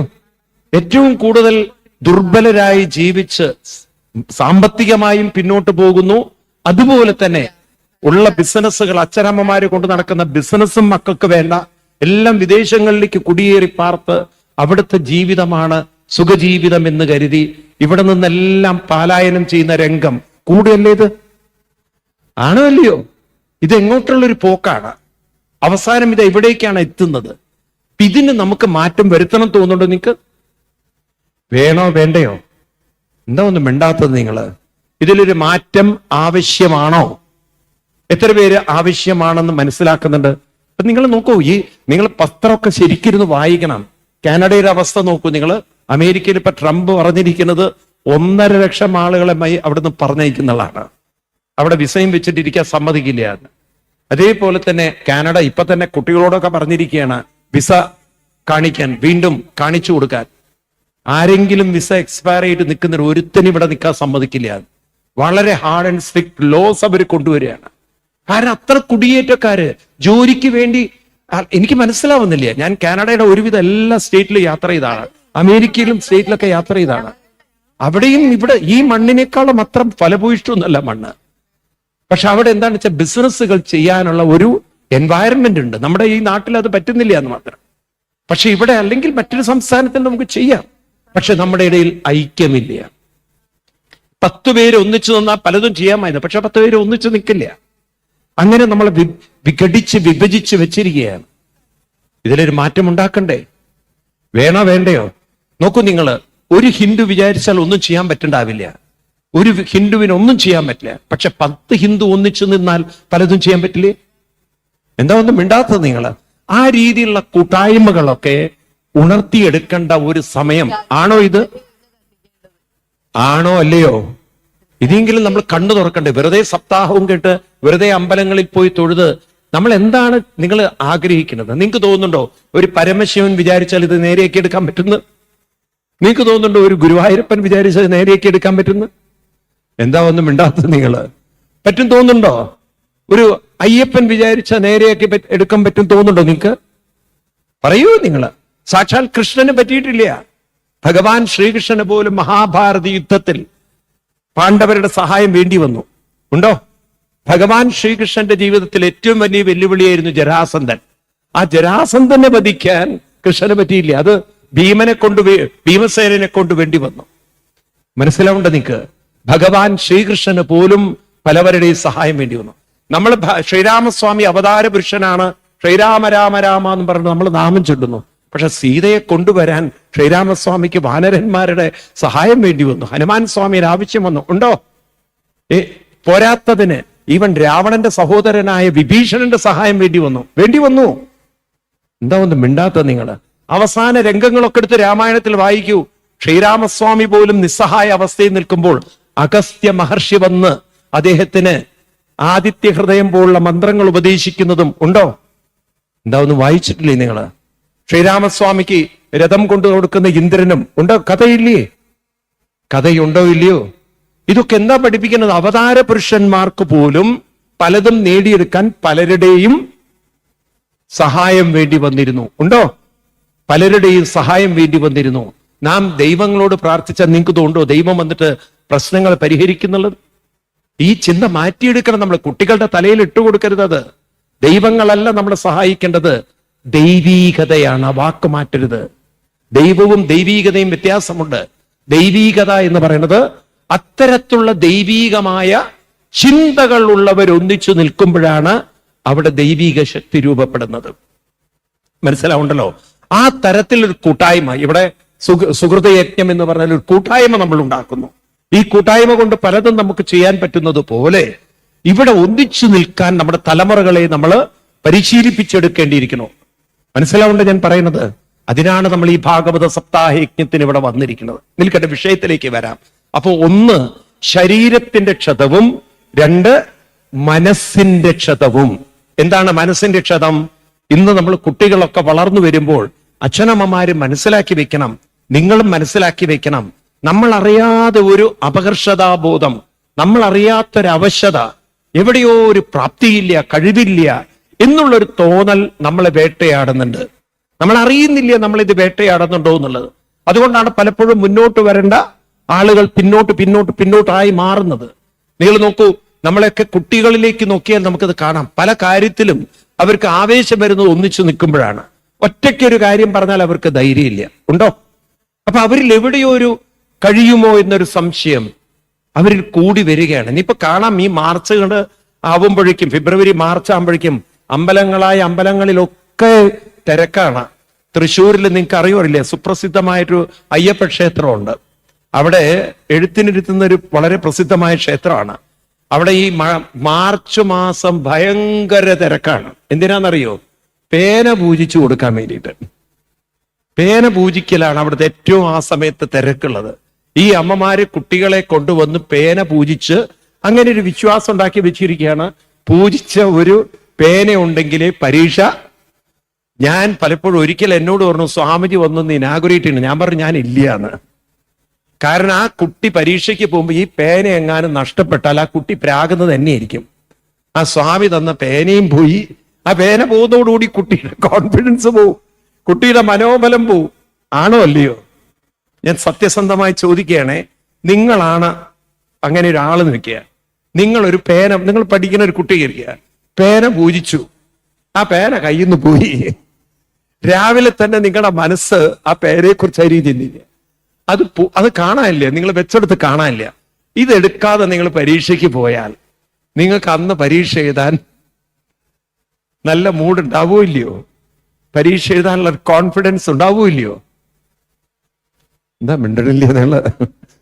ഈ ഒരു പേന കാരണമല്ലേ പ്രശ്നം ഉണ്ടായത്? ആണോ? എന്താ ഒന്നും മിണ്ടാത്തത്? അന്ന് തലേ ദിവസം തന്നെ കുട്ടിക്ക് ഈ പേന എടുത്തു വെക്കുന്ന കാര്യത്തിൽ ഓർമ്മ ഉണ്ടാവുക. രാവിലെ തന്നെ അമ്മ ഓർമ്മിപ്പിക്കുന്ന പേന മറക്കണ്ടോ എന്നും. ബാക്കി ഹാൾ ടിക്കറ്റ് വേണമെന്നുള്ളതോ പഠിച്ചത് മറക്കരുതോ ഇതൊന്നുമല്ല കാര്യം. രാവിലെ തന്നെ പറയുക, എന്താ മിണ്ടാത്തത് നിങ്ങള്? ഏതാണ് നിങ്ങൾ കുട്ടികളെ ഓർമ്മിപ്പിക്കുക? ഈ പേന മറക്കണ്ടോ എന്ന്. അവസാനം കുട്ടിയുടെ മനസ്സ് പാവം ഈ ഒരൊറ്റ പേനയിൽ കുരുങ്ങി നിൽക്കുകയാണ്. ഇങ്ങനെ കുറെ നമ്മള് കുട്ടികളിൽ ചില അന്ധത, ഇതൊരു അന്ധതയാണെന്ന് തോന്നുന്നുണ്ടോ നിങ്ങൾക്ക്? ഇതൊരു തരം അന്ധവിശ്വാസമല്ലേ? എന്താ മിണ്ടായില്ല, ധൈര്യമില്ലേ നിങ്ങൾക്ക്? ഇതൊരു അന്ധവിശ്വാസമാണ്. എത്ര പേർക്ക് തോന്നുന്നുണ്ട്? എനിക്ക് 100% ഉറപ്പാണ്. ഞാൻ ഇതിനെതിരാണ്. പൂജിക്കുന്നതിനൊന്നും എതിരല്ല. പക്ഷെ പറയുന്നത് ഇതല്ല വേണ്ടത്. കുട്ടികൾക്കൊരു പേന പൂജിച്ചു കൊടുത്തത് കൊണ്ട് ലോകം കീഴടക്കാൻ പറ്റില്ല. നമുക്ക് അവർക്ക് വേണ്ടത് മനോബലമാണ്. അത് കൊടുക്കാനാണ് നമുക്ക് പരിശീലനം വേണ്ടത്, അല്ലേ? ഏത് സന്ദർഭത്തിൽ ഏത് തരം പ്രശ്നത്തെയും ഏത് പരീക്ഷയെയും അഭിമുഖീകരിക്കാൻ പേനയാണോ വേണ്ടത് അതോ മനോബലമാണോ വേണ്ടത്? നിങ്ങൾ പറയൂ, ശരിക്കും ഏതാ വേണ്ടത്? ഏതാണ് ശരിക്കും വേണ്ടത്? മനോബലമാണ് വേണ്ടത്. ആ മനോബലം വാർത്തെടുക്കാൻ, വളർത്തിയെടുക്കാൻ നമുക്ക് കഴിവില്ലാത്തതുകൊണ്ടല്ലേ പേനയിലേക്ക് നമ്മൾ ചുരുങ്ങുന്നത്? ആണോ അല്ലയോ? മനോബലം നേടിയെടുക്കാൻ നമുക്ക് എന്താണ് ചെയ്യേണ്ടത്? അവിടെയാണ് ഈ ഭാഗവത സപ്താഹത്തിന്റെ പ്രസക്തിയും. അതിനാണ് ക്ഷേത്രങ്ങളിലും പോകേണ്ടത്. ആ മനോബലം നേടിയെടുക്കാൻ അതിന് ചില പരിശീലനങ്ങൾ ആവശ്യമാണ്. ഇതൊന്നും അച്ഛനമ്മമാർക്ക് അറിയില്ല. ഒന്നും അവരെ കുറ്റം പറഞ്ഞിട്ട് കാര്യമില്ല. അവർക്കും ഇതും ആരും പറഞ്ഞു കൊടുത്തിട്ടില്ല. അപ്പൊ ആരും പറഞ്ഞു കൊടുക്കാതെ ഒരു സംസ്കാരം അങ്ങനെ രൂപപ്പെട്ട് കുറെ കാലങ്ങളായി പല അപജയങ്ങൾ ഇതിനെ ബാധിച്ചിരിക്കുകയാണ്. ഇതിനെ നമുക്ക് മാറ്റിയെടുക്കണം. നമുക്കൊരു വ്യക്തത വേണ്ടേ? ഒരു ക്ഷേത്രത്തിൽ പോകുമ്പോൾ വളരെ ക്ലാരിറ്റി ഉണ്ടാവണം. എന്തിനാണ് നമ്മൾ അമ്പലത്തിൽ പോകുന്നത്? ആ ക്ലാരിറ്റിയോടുകൂടി അമ്പലത്തിൽ പോകുമ്പോൾ അപ്പൊ നമുക്ക് മനസ്സിലായി, ശരീരത്തിന്റെയും മനസ്സിന്റെയും ക്ഷതത്തെ മാറ്റാൻ ഞാൻ അമ്പലത്തിൽ പോവുകയാണ്. അപ്പൊ ക്ഷേത്രത്തിൽ പോയാൽ എന്തൊക്കെയാണ് ചെയ്യേണ്ടതെന്ന വ്യക്തമായ ഒരു ബോധം നമ്മളിൽ ഉണ്ടെങ്കിൽ കുട്ടികൾക്കും അത് കാണിച്ചു കൊടുക്കാൻ സാധിക്കും. ഇന്ന് സത്യത്തിൽ ഈ ബോധം എവിടെയൊക്കെയോ നമുക്ക് നഷ്ടപ്പെട്ടത് കൊണ്ടാണ്. അടുത്ത കാലത്തൊക്കെ നിങ്ങൾ കാണുന്നുണ്ട്, ശബരിമല ആയാലും ശരി, ഗുരുവായൂരായാലും ശരി, അവിടുത്തെ തന്നെ തന്ത്രിമാരെ ചില പ്രശ്നങ്ങൾ ഉണ്ടാക്കുന്നത്. ഇതൊക്കെ നമ്മൾ ദിവസവും പത്രത്തിൽ വായിച്ചുകൊണ്ടിരിക്കുകയാണ്. അപ്പൊ അവർക്ക് ഈ ബോധക്കേടുകൾ കാണിച്ചുകൊണ്ടിരിക്കുന്ന ഈ കാലഘട്ടത്തിൽ നമുക്ക് കുട്ടികളിലേക്ക് ഈ ബോധം എത്തിക്കണം. എത്ര പേർക്ക് തോന്നുന്നുണ്ട് വേണം എന്നുള്ളത്? നമ്മുടെ കുട്ടികൾക്ക് ഈ ബോധം ഉണ്ടാവണം. അവർക്ക് ആ വ്യക്തത ഉണ്ടാവണം. അവരൊരു സംശയത്തോടു കൂടിയോ അല്ലെങ്കിൽ ഒരു അറിവില്ലായ്മയോട് കൂടിയിട്ടോ ആവരുത് ഇതിനൊന്നും പോകുന്നത്. നിൽക്കട്ടെ. അപ്പൊ ഒരു വശത്ത് നമുക്ക് ഇതിനെക്കുറിച്ചുള്ള ബോധമുണ്ടെങ്കിൽ നമ്മുടെ ജീവിതത്തെ നമുക്ക് മാറ്റിയെടുക്കാൻ സാധിക്കും. ഭാഗവതം അതിന് വെളിച്ചം വീശുന്ന കൃതിയാണ്. അതുകൊണ്ട് നമ്മൾ മനസ്സിലാക്കണം, ഹൈന്ദവ കൃതികൾ, ഹൈന്ദവ ടെക്സ്റ്റ് എന്ന് പറയുന്നത് ഇതെല്ലാം ഒരാളെ മെന്റലി, മാനസികമായി കഴിവും കരുത്തും കരുതലും, ഈ 3 വാക്കുകൾ മറക്കരുത് നിങ്ങൾ. എന്തൊക്കെയാണ്? കഴിവുള്ളവരാക്കുക, കരുത്തുള്ളവരൊക്കെ, മെന്റലി നമ്മളെ സ്ട്രോങ് ആക്കുക. 3, മറ്റുള്ളവരെ കൈപിടിച്ചുയർത്താനുള്ള കരുതലുള്ളവരാക്കുക. ഒന്ന് റിപ്പീറ്റ് ചെയ്യൂ. ഇത് 3 വേണ്ടതാണോ? ഇത് 3 വേണ്ടതാണോ? നിങ്ങൾ എന്താ പ്രതികരിക്കാത്തത്? ഇത് 3 വേണ്ടതാണോ? ഏതൊക്കെയാണ്? കഴിവുള്ളവരാവുക, അവരവരുടെ കഴിവിനെ കുറിച്ച് ഒരു ഉത്ബോധമുണ്ടാവുക. 2, പ്രതിസന്ധികളുടെ മുന്നിൽ കരുത്തോടെ അതിനെ അഭിമുഖീകരിക്കുക. തോറ്റുപോകുന്നവരാവരുത്. ജീവിതത്തിൽ നിരാശയിൽ ജീവിക്കുന്നവരാവരുത്. പരാജയങ്ങൾ വരാം, വീഴ്ചകൾ വരാം, തോൽവികൾ വരാം. കൃഷ്ണൻ പോലും 16 തവണ തോറ്റിട്ടാണ് 17ാമത്തെ തവണ ജയരാസന്ധനോട് ഏറ്റുമുട്ടുന്നത്. അതല്ലേ ജരാസന്ധൻ കണ്ടിട്ട് കൃഷ്ണനെ നോക്കിക്കൊണ്ട് പരിഹസിച്ചുകൊണ്ട് പറയാം, ചീ നീയാണോ എന്നോട് യുദ്ധത്തിന് വന്നത്? കൃഷ്ണനെ പരിഹസിക്കുന്നു ജരാസന്ധൻ. 16 തവണ കൃഷ്ണൻ തോറ്റു കൊടുക്കേണ്ടി വന്നു. സാക്ഷാൽ കൃഷ്ണൻ പോലും രാമരാവണ യുദ്ധത്തിൽ രാമൻ പോലും ഒറ്റയടിക്ക് രാവണനെ കൊല്ലുന്നില്ല. ഉണ്ടോ? അത്രയും രാവണനെ പിടിച്ചു നിൽക്കാൻ പറ്റിയിട്ടുണ്ട്. ഉണ്ടോ? അപ്പൊ അവരൊക്കെ കുറെ പിടിച്ചു നിന്നു. അപ്പൊ അതിനർത്ഥം നമ്മുടെ അവതാര പുരുഷന്മാർക്കും കുറച്ചൊക്കെ വേണ്ടി വന്നു പോരാടാൻ. ഒരടിക്ക് അങ്ങോട്ട് തീർത്തിട്ട് വരികയല്ല. അപ്പോ 18 ദിവസം വേണ്ടി വന്നില്ലേ മഹാഭാരതം തീർക്കാൻ, മഹാഭാരത യുദ്ധത്തിന്റെ കാര്യങ്ങൾ തീർക്കാൻ? കൃഷ്ണൻ എന്താ ഒറ്റ ചക്രം കൊണ്ട് പണി തീർക്കാമായിരുന്നില്ലേ? ഒറ്റയടിക്ക് എല്ലാറ്റിനെയും കണ്ട് അടിച്ചു വിട്ടാ പോരായിരുന്നില്ലേ? അപ്പൊ അതുകൊണ്ട് അങ്ങനെയുള്ള അന്ധവിശ്വാസങ്ങൾ പഠിക്കരുത്. അപ്പൊ മനസ്സിലാക്കണം, കഴിവുള്ളവരാവണം, കരുത്തുള്ളവരാവണം, മറ്റുള്ളവരെ കരുതലുള്ളവരാവണം. അത് നമ്മൾ ഒന്നിച്ചു നിന്നാലേ നമുക്കിതെല്ലാം നേടിയെടുക്കാൻ സാധിക്കുകയുള്ളൂ. അങ്ങനെ മനുഷ്യരെ ആക്കിയെടുത്ത കൃതികളാണ് ഈ ഭാഗവതം തുടങ്ങിയിട്ടുള്ളത്. ഭാഗവതത്തിന്റെ ആദ്യ ഭാഗത്ത് വരുന്നൊരു കഥയാണ്. ഭാഗവതം രചിക്കാനുണ്ടായൊരു സന്ദർഭം. വേദവ്യാസ മഹർഷി 17 പുരാണങ്ങളൊക്കെ രചിച്ചിട്ട് അദ്ദേഹത്തിന്റെ ആശ്രമത്തിൽ ഇരിക്കുന്ന സമയത്ത് നാരദര് വന്നപ്പോൾ വ്യാസ ഭഗവാന്റെ മുഖത്തും ഒരു ദുഃഖമുണ്ടായിരുന്നു. ഗീത എഴുതിയ മഹാരഥനാണ്, മഹാഭാരതം എന്ന കൃതിയൊക്കെ എഴുതിയ മഹാരഥനാണ് ആര്? വേദവ്യാസ മഹർഷി. ലക്ഷക്കണക്കിന് ശ്ലോകങ്ങളുള്ള ഭാരതം. ഇന്നാണെങ്കിൽ ഒരുപക്ഷെ അദ്ദേഹത്തിന് ഓസ്കാർ അവാർഡ് വരെ കിട്ടിയിട്ടുണ്ടാവും. അത്ര ഇത്രയും ഒരു ഗംഭീരനായ എന്തെല്ലാം സിനിമകളാണ് ഈ മഹാഭാരതത്തെ ബേസ് ചെയ്ത് വന്നിട്ടുള്ളത് ഇല്ലേ? പലരും പണ്ട് നമ്മള് വൈശാലി എന്നുള്ളൊരു സിനിമ കേട്ടില്ലേ? മഹാഭാരതത്തിൽ എന്തൊക്കെ എടുത്തിട്ടാണ്. മഹാഭാരത സീരിയൽ തന്നെ അതിന്റെ തെളിവല്ലേ? എന്തൊക്കെ സാധനങ്ങൾ അതിൽ നിന്ന് വന്നിട്ടുണ്ട്, ഏതൊക്കെ കഥകള് മഹാഭാരതത്തിൽ നിന്ന് എടുത്ത് വന്നിട്ടുണ്ട്. അപ്പൊ അങ്ങനെയുള്ള ഈ മഹാഭാരതം രചിച്ച് 17 പുരാണങ്ങൾ രചിച്ചിട്ടും വളരെയധികം മ്ലാനമുഖത്തോടെ ദുഃഖിതനായി വിഷമത്തിൽ ഇരിക്കുന്ന വേദവ്യാസ മഹർഷിയെ അദ്ദേഹത്തിന്റെ ആശ്രമത്തിൽ നാരദ മഹർഷി കാണുമ്പോൾ നാരദര് ചോദിക്കുകയാണ്, കിം ഋഷയേ ദുഃഖം? എന്താണ് അങ്ങേ ഒരു ദുഃഖം ബാധിച്ചിരിക്കുന്നത്? ഇത് അത്ഭുതകരമാണല്ലോ. കാരണം ശിഷ്യന്മാരെ കൊണ്ട് വേദം വ്യസിപ്പിച്ചു വെച്ച് അദ്ദേഹത്തിന് 4 പ്രധാന ശിഷ്യന്മാരാണ്. പൈലൻ, അതുപോലെ തന്നെ സുമന്ത്രർ, വൈശമ്പായനൻ, അതുപോലെ 4 പേരാരെങ്കിലും അറിയുന്നവരുണ്ടോ? വേദവ്യാസ മഹർഷിയുടെ 4 പ്രധാനപ്പെട്ട ശിഷ്യന്മാരുടെ പേര് പറയുന്ന ആരെങ്കിലും ഇവിടെ വിളിക്കണ്ടോ? ജൈമിനി. ആരൊക്കെയാണ്? ജൈമിനി, പൈലൻ, സുമന്തൻ, വൈശമ്പായനൻ.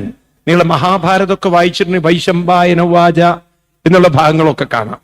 ഈ 4 ശിഷ്യന്മാരിലൂടെയാണ് വേദത്തെ ക്രോഡീകരിച്ചു വെച്ചത്. നോക്കൂ, വേദവ്യാസ മഹർഷി ചെയ്തിരിക്കുന്ന വർക്ക് എത്ര അപ്രീഷിയേറ്റ് ചെയ്താലും മതിയാവില്ല. വേദവ്യാസ മഹർഷിയുടെ കാലഘട്ടത്തെ നമ്മൾ പഠിക്കുമ്പോൾ അന്ന് ധാരാളം ഭാരതത്തിൽ ഗുരുകുല സമ്പ്രദായങ്ങൾ ഉണ്ടായിരുന്നു.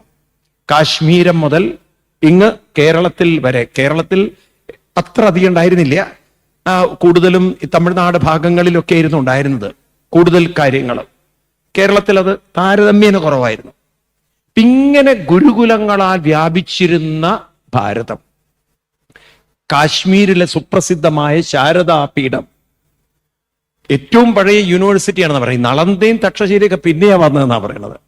നളന്തയ്ക്കും തക്ഷശിലയ്ക്കും മുമ്പുള്ള യൂണിവേഴ്സിറ്റി ആയിരുന്നു ശാരദാപീഠം എന്നാണ്. ആ കാലഘട്ടത്തിൽ 3000-ലധികം ഗ്രന്ഥങ്ങൾ അവിടെ ഉണ്ടായിരുന്നു ഒക്കെ പറയണം. അതൊക്കെ പിന്നീട് കത്തിച്ച് നശിപ്പിച്ച് ഇല്ലാതെയാക്കി. ഞാൻ പറഞ്ഞു വരുന്നത്, ഇങ്ങനെ പല മഠങ്ങളിലായിട്ട് അല്ലെങ്കിൽ ഗുരുകുലങ്ങളിലായിട്ട് വ്യാപിച്ചിരുന്ന സമ്പ്രദായങ്ങളെ ക്രോഡീകരിച്ചിട്ടാണ് ഋഗ്വേദ ശാഖ, അതുപോലെ തന്നെ യജുർവേദ ശാഖ. യജുർവേദം എന്ന് പറയുന്നത് നമ്മുടെ ഈ സൗത്ത് ഭാഗത്തുണ്ടായിരുന്നതാണ്. സൗത്തിലാണ് യജുർവേദത്തിന്റെ സമ്പ്രദായം അനുഷ്ഠിച്ചുകൊണ്ടിരുന്ന ഗുരുകുലങ്ങൾ ഉണ്ടായിരുന്നു. അതിൽ തന്നെ 2 യജുർവേദ ശാഖകളുണ്ട്. ശുക്ല യജുർവേദ ശാഖയും കൃഷ്ണ യജുർവേദ ശാഖയും. ഋഗ്വേദം എന്ന് പറയുന്നത് ഹിമാലയത്തിന്റെ ഒരു പ്രധാനപ്പെട്ട, അതാണ് നമ്മൾ ഈ ഹരിദ്വാരം തുടങ്ങിയുള്ള സ്ഥലങ്ങളിലൊക്കെ ജ്ഞാനത്തിന് പ്രാധാന്യം കൊടുത്ത കാശി ഭാഗങ്ങളൊക്കെ ഋഗ്വേദത്തിന്റെ കേന്ദ്രങ്ങളായിരുന്നു. പിന്നീട് മറ്റൊരു ഭാഗത്ത് ഉള്ള ഗുരുകുലങ്ങളിൽ നിന്ന് സംഘടിപ്പിച്ച് റെഡിയാക്കിയിട്ടുള്ളതാണ് സാമവേദം എന്നുള്ളത്. നീട്ടിച്ചൊല്ലുന്ന സ്തുതികളുടെ രൂപത്തിലുള്ളതൊക്കെ. അത് കഴിഞ്ഞ് വേറൊരു ഭാഗത്ത് കാശ്മീരിന്റെ മറ്റൊരു ഭാഗത്ത് ആചരിച്ചിരുന്ന മറ്റൊരു സമ്പ്രദായത്തെ അഥർവവേദ ശാഖകളാക്കി. ഇതെല്ലാം ശിഷ്യഗണങ്ങളിലൂടെ മഠങ്ങളിൽ നിന്ന് എടുത്ത് അതിനെല്ലാം ഗ്രന്ഥരൂപത്തിൽ, ഗ്രന്ഥം എന്ന് പറഞ്ഞാൽ കിതാബല്ല, അന്ന് പേപ്പറൊന്നും കണ്ടുപിടിച്ചിട്ടില്ല. അന്നൊക്കെ ഓലകളിലോ അല്ലെങ്കിൽ മരത്തിന്റെ തോലുകളൊക്കെ പാകപ്പെടുത്തിയിട്ടൊക്കെ എഴുതുന്ന ഒരു കാലഘട്ടം ഒന്ന് ചിന്തിച്ചു നോക്കൂ നിങ്ങൾ. അങ്ങനെ പല പല സ്ക്രിപ്റ്റുകൾ തയ്യാറാക്കി ഒരു വലിയ ഒരു ഭാരതത്തിന് വേണ്ടുന്ന, നമ്മുടെ തലമുറകൾക്ക് വേണ്ടുന്ന ഗ്രന്ഥങ്ങളെ ശേഖരിക്കുക എന്ന് മാത്രമല്ല ഇതിനൊക്കെ ഒരു ഓർഗനൈസ്ഡ് വേയിലാക്കി അങ്ങനെ നമുക്ക് തന്നതുകൊണ്ടാണ് കൃഷ്ണദ്വൈപായനൻ എന്നു പേരുള്ള ആ മഹാത്മാവിന് ഏത് പേര് കൊടുത്തത്? എന്താ ഒന്നും മിണ്ടാത്തത് നിങ്ങള്? കൃഷ്ണദ്വൈപായൻ എന്നുള്ള ആളുടെ പേരാണ് ഏത് പേര്? വേദവ്യാസൻ. ഇപ്പൊ നമുക്ക് വേദവ്യാസൻ എന്ന് പറഞ്ഞാലേ അറിയുള്ളൂ. അദ്ദേഹത്തിന്റെ ഒറിജിനൽ പേര് കൃഷ്ണദ്വൈപായൻ എന്നാണ്. അപ്പൊ ഇത്രയും ഒരു വലിയ വർക്ക് നടത്തിയ അദ്ദേഹത്തിനെ നമസ്കരിച്ചാൽ മതിയാവോ? അതുകൊണ്ടാണ് ഭാരതം വ്യാസപൂർണിമ ആഘോഷിച്ചുകൊണ്ട് ആ മഹാത്മാവിനോട് നന്ദി അറിയിക്കുന്നത് എല്ലാ വർഷവും. അതിനത്ര തീർത്താൽ തീരാത്ത കടപ്പാട് നമുക്ക് അദ്ദേഹത്തോടുണ്ട്. പിന്നീട് മഹാഭാരതം, പിന്നീട് അത് കഴിഞ്ഞ് 17 പുരാണങ്ങള്, ഇതൊക്കെ രചിച്ച ആ അപാര പ്രതിഭ. എന്താ അദ്ദേഹത്തിന്റെ തല മുഴുവൻ, നമ്മൾ പറയില്ലേ തല മുഴുവൻ ചോറാണ്, അദ്ദേഹത്തിന്റെ തല മുഴുവൻ ബുദ്ധിയാണ്, തല മുഴുവൻ അറിവാണ്. നമുക്കൊക്കെയാണ് ചോറും മണ്ണും ഒക്കെ ആയിട്ടുള്ളത്, അദ്ദേഹത്തിന്റെ തല മുഴുവൻ അറിവാണ്. ഈ അറിവ് നിറഞ്ഞിരിക്കുന്ന ആ പ്രതിഭ ദുഃഖിതനായി അദ്ദേഹത്തിന്റെ ആശ്രമത്തിലിരിക്കുന്നു. അപ്പൊ നാരദ മഹർഷി ചോദിച്ചു, കിം ഋഷേ ദുഃഖം, എന്താ അങ്ങേ ദുഃഖം ബാധിക്കേ? അപ്പൊ നമ്മളൊക്കെ ദുഃഖിക്കുന്ന എന്താ വെച്ചാല് ഇതൊക്കെ എഴുതിയിട്ടും 10 രൂപയുടെ വരായില്ലല്ലോ എന്നുള്ളതാണ്. നമുക്കെന്ത് കിട്ടും എന്നുള്ളതല്ലേ നമ്മൾ നോക്കുന്നത്. എന്തെങ്കിലും വരുമാനമൊന്നും ഇല്ലെങ്കിൽ മനുഷ്യരിന്ന് ദുഃഖിക്കും. എന്നാൽ ഇവിടെ മഹർഷി ദുഃഖിക്കുന്ന എന്തിനാ അറിയൂ? അദ്ദേഹം ചിന്തിക്കുന്നത്, അദ്ദേഹം പറയാണ്, ഞാനിതൊക്കെ എഴുതി വെച്ചിട്ടുണ്ടെങ്കിലും എൻ്റെ ഉള്ളിൽ പറയുന്നത് കലിയുഗത്തിൽ വരാൻ പോകുന്ന ജനങ്ങൾക്ക് ഇതൊന്നും കാര്യമായിട്ട് മനസ്സിലാവും തോന്നുന്നില്ല, അവരിതൊന്നും ഉൾക്കൊള്ളുമെന്ന് എനിക്ക് തോന്നുന്നില്ല. കലിയുഗത്തിൽ വരുന്ന ജനങ്ങൾക്കൊന്നിനും സമയം ഉണ്ടാവില്ല. ഒന്നാമത് അവരുടെ താല്പര്യങ്ങളൊക്കെ ഭൗതിക കാര്യത്തിലായിരിക്കും. അവരെ ഒന്ന് മാനസികമായി ഉയർത്താൻ എന്താണ് ഒരു മാർഗം എന്നൊരു പിടികിട്ടുന്നില്ല. നോക്കൂ, നമ്മളെ കുറിച്ചാണ് ആ മനുഷ്യൻ ദുഃഖിക്കുന്നത്, നമ്മളെ ഓർത്താണ് അദ്ദേഹത്തിന്റെ വ്യത. വരാൻ പോകുന്ന തലമുറയെ ഓർത്ത് ദുഃഖിച്ച മഹർഷിയാണ് ആര്? വേദവ്യാസ മഹർഷി. എങ്ങനെ നമ്മളെ ഒന്ന് കൈപിടിച്ചുയർത്താൻ പറ്റും? നോക്കൊന്ന് ആലോചിച്ച് നോക്കൂ. തലമുറകളെ കുറിച്ച് ചിന്തിച്ച ഒരു മഹാത്മാവ്. ആ സമയത്താണ് നാരദ മഹർഷി പറയുന്നത്, ശരിയാണ്, കാരണം അങ്ങ് ധർമ്മത്തെക്കുറിച്ചൊക്കെ എഴുതി വെച്ചിട്ടുണ്ടെങ്കിലും ആളുകള് അങ്ങനെ അങ്ങ് പറയുന്നൊന്നും അനുസരിക്കാൻ പോകുന്നില്ല. അപ്പൊ അവരില് എളുപ്പത്തിൽ ധർമ്മബോധം വളർത്താൻ, എളുപ്പത്തിൽ അവരെ ഒന്ന് കൈപിടിച്ചുയർത്താൻ ഭക്തി തന്നെയാണ് ശക്തി. അപ്പൊ അവരെ ആ ഭക്തിയിലേക്ക് കൊണ്ടുവരാൻ അതിലെളുപ്പത്തിൽ സാധിക്കുന്നത് തും വിചാരയ, അങ്ങൊന്ന് വിചാരം ചെയ്യൂ. നാരദ മഹർഷിയുടെ ഒരു കൗൺസിലിംഗ്, അദ്ദേഹത്തിന് ഒരു ഡയറക്ഷൻ കൊടുക്കുകയാണ്. അങ്ങ് എഴുതി വെച്ചൊക്കെ ധർമ്മത്തെ ബേസ് ചെയ്തിട്ടാണ്, അതുകൊണ്ട് ഇനി അങ്ങ് ഉപനിഷത്തുകളൊക്കെ ബ്രഹ്മത്തെ ബേസ് ചെയ്തിട്ടാണ്, മഹാഭാരതം ധർമ്മത്തെ ബേസ് ചെയ്തിട്ടാണ്. അതുകൊണ്ട് അങ്ങ് ഭക്തിക്ക് കൂടുതൽ പ്രാധാന്യം കൊടുത്ത് ആളുകളിലേക്ക് പെട്ടെന്ന് ഭക്തി ഉണ്ടാവുന്ന വിധത്തിൽ അതിന് ഉതകുന്ന ഒരു കൃതി എഴുതിക്കോളൂ എന്ന്. അപ്പൊ നാരദ മഹർഷിയോട് അങ്ങോട്ട് ചോദിക്കുകയാണ്, ഇത്രയും അങ്ങക്ക് പറഞ്ഞു തരാൻ സാധിക്കുമെങ്കിൽ അതൊന്ന് വഴി പറഞ്ഞു തരൂ മഹർഷി, ഞാൻ എന്താണ് ചെയ്യേണ്ടത്? നോക്കട്ടെ, പ്രതിഭയായ വ്യാസർക്ക് വഴികാട്ടിയായിട്ട് ആര്? നാരദര്. ഇതാണ് നമ്മുടെ കുട്ടികൾക്കൊക്കെ നമുക്ക് വേണ്ടിയിരുന്നത്. നമ്മുടെ കുട്ടികളാകുന്ന വ്യാസർക്ക്, വ്യാസൻ എന്ന വാക്കിന് തന്നെ വ്യസിക്കാൻ കഴിയുന്നവൻ, വികസിക്കാൻ കഴിയുന്നവൻ എന്നാണ് അർത്ഥം. അല്ലാതെ വ്യാസൻ എന്ന് പറഞ്ഞാൽ ഒരു വ്യക്തി എന്നല്ല അർത്ഥം. വ്യാസം എന്ന് പറഞ്ഞാൽ തന്നെ ഓരോന്നിന്റെ വ്യാസം നമ്മൾ പറയില്ലേ, അതിന്റെ അളവ് അല്ലെ, വികസിക്കുക എന്നാണ്. ഇപ്പൊ വികസിക്കാൻ കഴിയുന്ന ഒരു തലമുറയുടെ മുന്നിൽ നാരദരായി നിൽക്കേണ്ടവരാണ് ഞാനും നിങ്ങളും, മറക്കരുത്. പക്ഷെ ഇന്ന് നമ്മൾ അവർക്ക് വഴികാട്ടികളല്ല, വഴിമുടക്കികളാണ്. അതുകൊണ്ട് തന്നെയാണ് കുട്ടികളും അച്ഛനമ്മമാരും തമ്മിലുള്ള ബന്ധങ്ങളൊക്കെ അകന്നകന്നകന്നകന്ന് പോയി അവസാനം ദുഃഖിതരും വിഷമത്തിലും വേദനയിലും നീറി മരിച്ചു പോകുന്ന ആളുകളായി, നമ്മുടെ വാർദ്ധക്യത്തിലേക്ക് മാറുന്ന ആളുകളായി മാറുന്നത്. ഇതിനൊരു അവസാനം വരണമെങ്കിൽ എന്നിലും നിങ്ങളിലും ഒരു നാരദൻ ജനിക്കണം. അതിന് നമുക്കൊരു അവബോധം വേണം. ആ ബോധമാണ് ഭാഗവതത്തിലൂടെ നേടിയെടുക്കേണ്ടത്. നാരദ മഹർഷി ഈ തിരിച്ചറിവ് ഉള്ള ഒരു മഹാത്മാവായത് കൊണ്ട് പറഞ്ഞു, അങ്ങൊരു കാര്യം ചെയ്യൂ, ഭക്തിയെ വളർത്തിയെടുക്കാൻ കഥകളിലൂടെയാണ് എളുപ്പം സാധിക്കുക. അപ്പൊ ആളുകളുടെ ഉള്ളിൽ പെട്ടെന്ന് ഭക്തി വളർത്താൻ സാധിക്കുന്ന കഥകളെ വെച്ചുകൊണ്ട് ഓരോരുത്തരുടെ ഹൃദയത്തിലും ഭക്തിയിലൂടെ ജ്ഞാനവും അതുപോലെ തന്നെ വൈരാഗ്യവും ശക്തിയും വരുത്തുന്ന വിധത്തിൽ അങ്ങൊരു രചന ചെയ്യൂ. അങ്ങക്ക് ഈ പറഞ്ഞത് അങ്ങയുടെ ജീവിതത്തിൽ സാധിക്കും, അങ്ങക്ക് കൃതാർത്ഥതയും വരുന്നു. നാരദ മഹർഷി പറഞ്ഞത് ആ വേദവ്യാസ മഹർഷിയുടെ ഉള്ളിൽ തട്ടി. അദ്ദേഹത്തിന് മനസ്സിലായി വരുന്ന തലമുറയ്ക്ക് ഭക്തിയുണ്ടായി, അതിലൂടെ അവരുടെ മനസ്സിൽ ജ്ഞാനവും ശക്തിയും കൈവന്ന് അവരുടെ ജീവിതത്തെ അവർക്ക് ഒരു വശത്ത് ഉള്ളിൽ ഉറങ്ങിക്കിടക്കുന്ന കഴിവുകൾ ഉണർത്തണം, മറുവശത്ത് പ്രതിസന്ധികളെ നേരിടാനുള്ള കരുത്ത് നേടണം. അതേപോലെ മറ്റുള്ളവരെയും കൈപിടിച്ചുയർത്തണം, അതിനുതകുന്ന വിധത്തിൽ അവരെ മാറ്റിയെടുക്കണം. ഈ രീതിയിൽ ഒരു തലമുറയെ മുഴുവൻ ഭാവനയിൽ കണ്ട് വേദവ്യാസ മഹർഷി കൃഷ്ണകഥയ്ക്ക് കൂടുതൽ പ്രാധാന്യം കൊടുത്തു. കൃഷ്ണ ചരിത്രത്തിന്, കൃഷ്ണന്റെ ഒരു ചരിത്രമാണ് ഭാഗവതത്തിൽ ഏറ്റവും കൂടുതൽ അധ്യായങ്ങളിലൂടെ വിവരിച്ചിരിക്കുന്നത്. അങ്ങനെ ഒരു ഭഗവാൻ ശ്രീ കൃഷ്ണന്റെ ബയോഗ്രഫി മുഴുവൻ ഉൾക്കൊള്ളിച്ചുകൊണ്ട് അങ്ങനൊരു കൃതി രൂപപ്പെടുത്തിയാണ് ശ്രീമദ് ഭാഗവതം.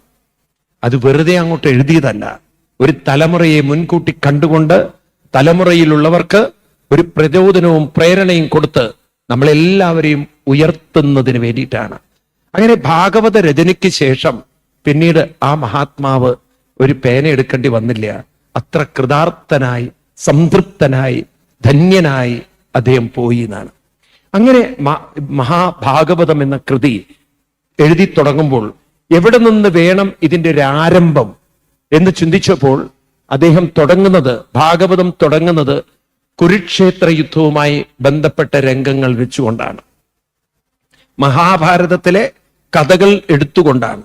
അവിടെ കേവലം കഥകൾക്കായിരുന്നില്ല അദ്ദേഹം പ്രാധാന്യം കൊടുത്തത്, കഥകളിലൂടെ ആളുകളിൽ കരുത്തുണ്ടാക്കുക എന്നാണ്, ആളുകളിൽ ശക്തി ഉണ്ടാവുക. അപ്പൊ ഭക്തി കൊണ്ട് ശക്തി ഉണ്ടാവണം. അപ്പൊ ശരിക്കുള്ള ഭക്തി എന്താണെന്ന് നമ്മൾ മനസ്സിലാക്കണം.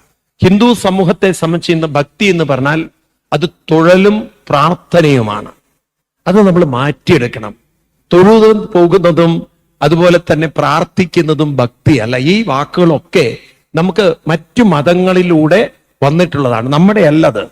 തൊഴുക എന്നുള്ളൊരു വാക്ക് ഭാഗവതത്തിലില്ല. തൊഴുത് നമ്മൾ ഭഗവാന്റെ മുന്നിൽ ഇങ്ങനെ യാചിച്ചു നിൽക്കണം എന്നില്ല. അത് നമ്മൾ തെറ്റായി മനസ്സിലാക്കിയതാണ്. ഈവൻ ഭഗവാൻ ഒരു പടി കൂടെ കടന്ന് പറയുന്നുണ്ട്, എന്റെ മുന്നിൽ നിങ്ങൾ യാചിച്ചു നിൽക്കുന്നുവെങ്കിൽ, വിഷമവും സങ്കടവും പറഞ്ഞ് എന്റെ മുന്നിൽ യാചിച്ചു നിൽക്കുന്നുവെങ്കിൽ നിങ്ങൾ ഭാഗ്യം കെട്ടവരാണെന്ന ശ്ലോകം കൂടി ഭാഗവതത്തിലുണ്ട്. നിങ്ങൾ ശരിക്കും എന്റെ ഭക്തന്മാരല്ല. ഭാഗവതത്തിലെ വരികൾ തന്നെ പറയുകയാണ്. എപ്പോഴെങ്കിലും ശ്രീമദ് ഭാഗവതം മറച്ചു നോക്കുക. ദശമസ്കന്ധം 10-ാം അധ്യായത്തില് 10-ാം സ്കന്ധത്തില് 60-ാം അധ്യായത്തില് 53-ാം ശ്ലോകത്തില് ഭഗവാൻ ശ്രീകൃഷ്ണൻ പറയുന്ന ഒരു വരികളുണ്ട്. പറയണം, മാം പ്രാപ്യമാനിന്യപവർഗ സമ്പദം വാഞ്ചന്തിയെ സമ്പദയേവ സത്പതിം തേ മന്ദഭാഗ്യ നിരയേതിയെ നണാം മാത്രാത്മകത്വാൽ നിരയസ് സംഗമ. പറയുന്നത്, എന്നെ പ്രാപിക്കാൻ കഴിയുന്ന നിങ്ങൾ, അതായത് പടിപടിയായി നിങ്ങളെ ഉയർത്തി ഞാനും നിങ്ങളും ഒന്നാണെന്ന പരമസത്യത്തെ സാക്ഷാത്കരിക്കാൻ സാധിക്കുന്ന നിങ്ങൾ, അത്രയും നിങ്ങൾ ദൈവീകതയുണ്ട്. ആ ദൈവീകത മുഴുവൻ മറന്ന് നിങ്ങൾ എൻ്റെ മുന്നിൽ വന്ന് കൈനീട്ടി ദുഃഖങ്ങളും വിഷമങ്ങളും പറഞ്ഞിരിക്കുന്ന ഒരു തരം തൊഴുതുപോകൽ ആളുകളാണെങ്കിൽ, പ്രാർത്ഥിച്ചു പോകുന്നവരാണെങ്കിൽ ഭാഗ്യം കെട്ടവരാണ്, നമ്മൾ ഭാഗ്യമില്ലാത്തവരാണ് എന്ന് കൃഷ്ണൻ പഠിപ്പിക്കുന്ന അല്ലെങ്കിൽ ഓർമ്മിപ്പിക്കുന്ന ശ്ലോകമുണ്ട്. ആര് പറഞ്ഞു തരുന്നു ഇതൊക്കെ? അപ്പൊ കേവലം തൊഴുതു പോകുന്നതല്ല ഭക്തി, അതുപോലെ പ്രാർത്ഥിക്കുന്നതല്ല ഭക്തി. പിന്നെ എന്താണ് ഭക്തി എന്ന് പറയുന്നത്? ഭക്തി എന്ന് പറയുന്നത് ശക്തിയിലേക്കുള്ള പരിവർത്തനമാണ്. അപ്പൊ മനസ്സിനെ ശക്തിപ്പെടുത്തുന്നതാണ് ഭക്തി.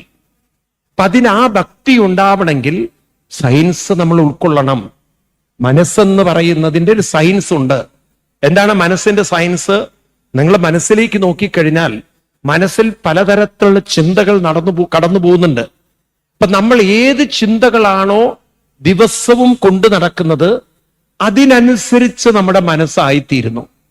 ഇപ്പൊ നിങ്ങൾ ദിവസവും നിങ്ങളുടെ പ്രശ്നങ്ങളാണ് ചിന്തിക്കുന്നതെങ്കിൽ ഇൻ ഡ്യൂ കോഴ്സ് ഇവഞ്ച്വലി നമ്മുടെ മനസ്സ് ദുർബലമായി ദുർബലമായി ദുർബലമായി മാറുന്നത് നമ്മൾ അറിയുകയില്ല.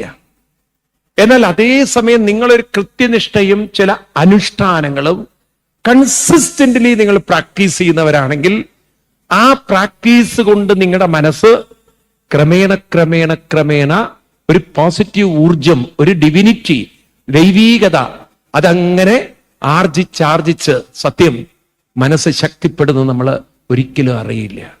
ഇതൊരു നിരന്തരമായ പ്രയത്നം കൊണ്ടാണ് ഈ പരിവർത്തനം ഉണ്ടാക്കുന്നത്.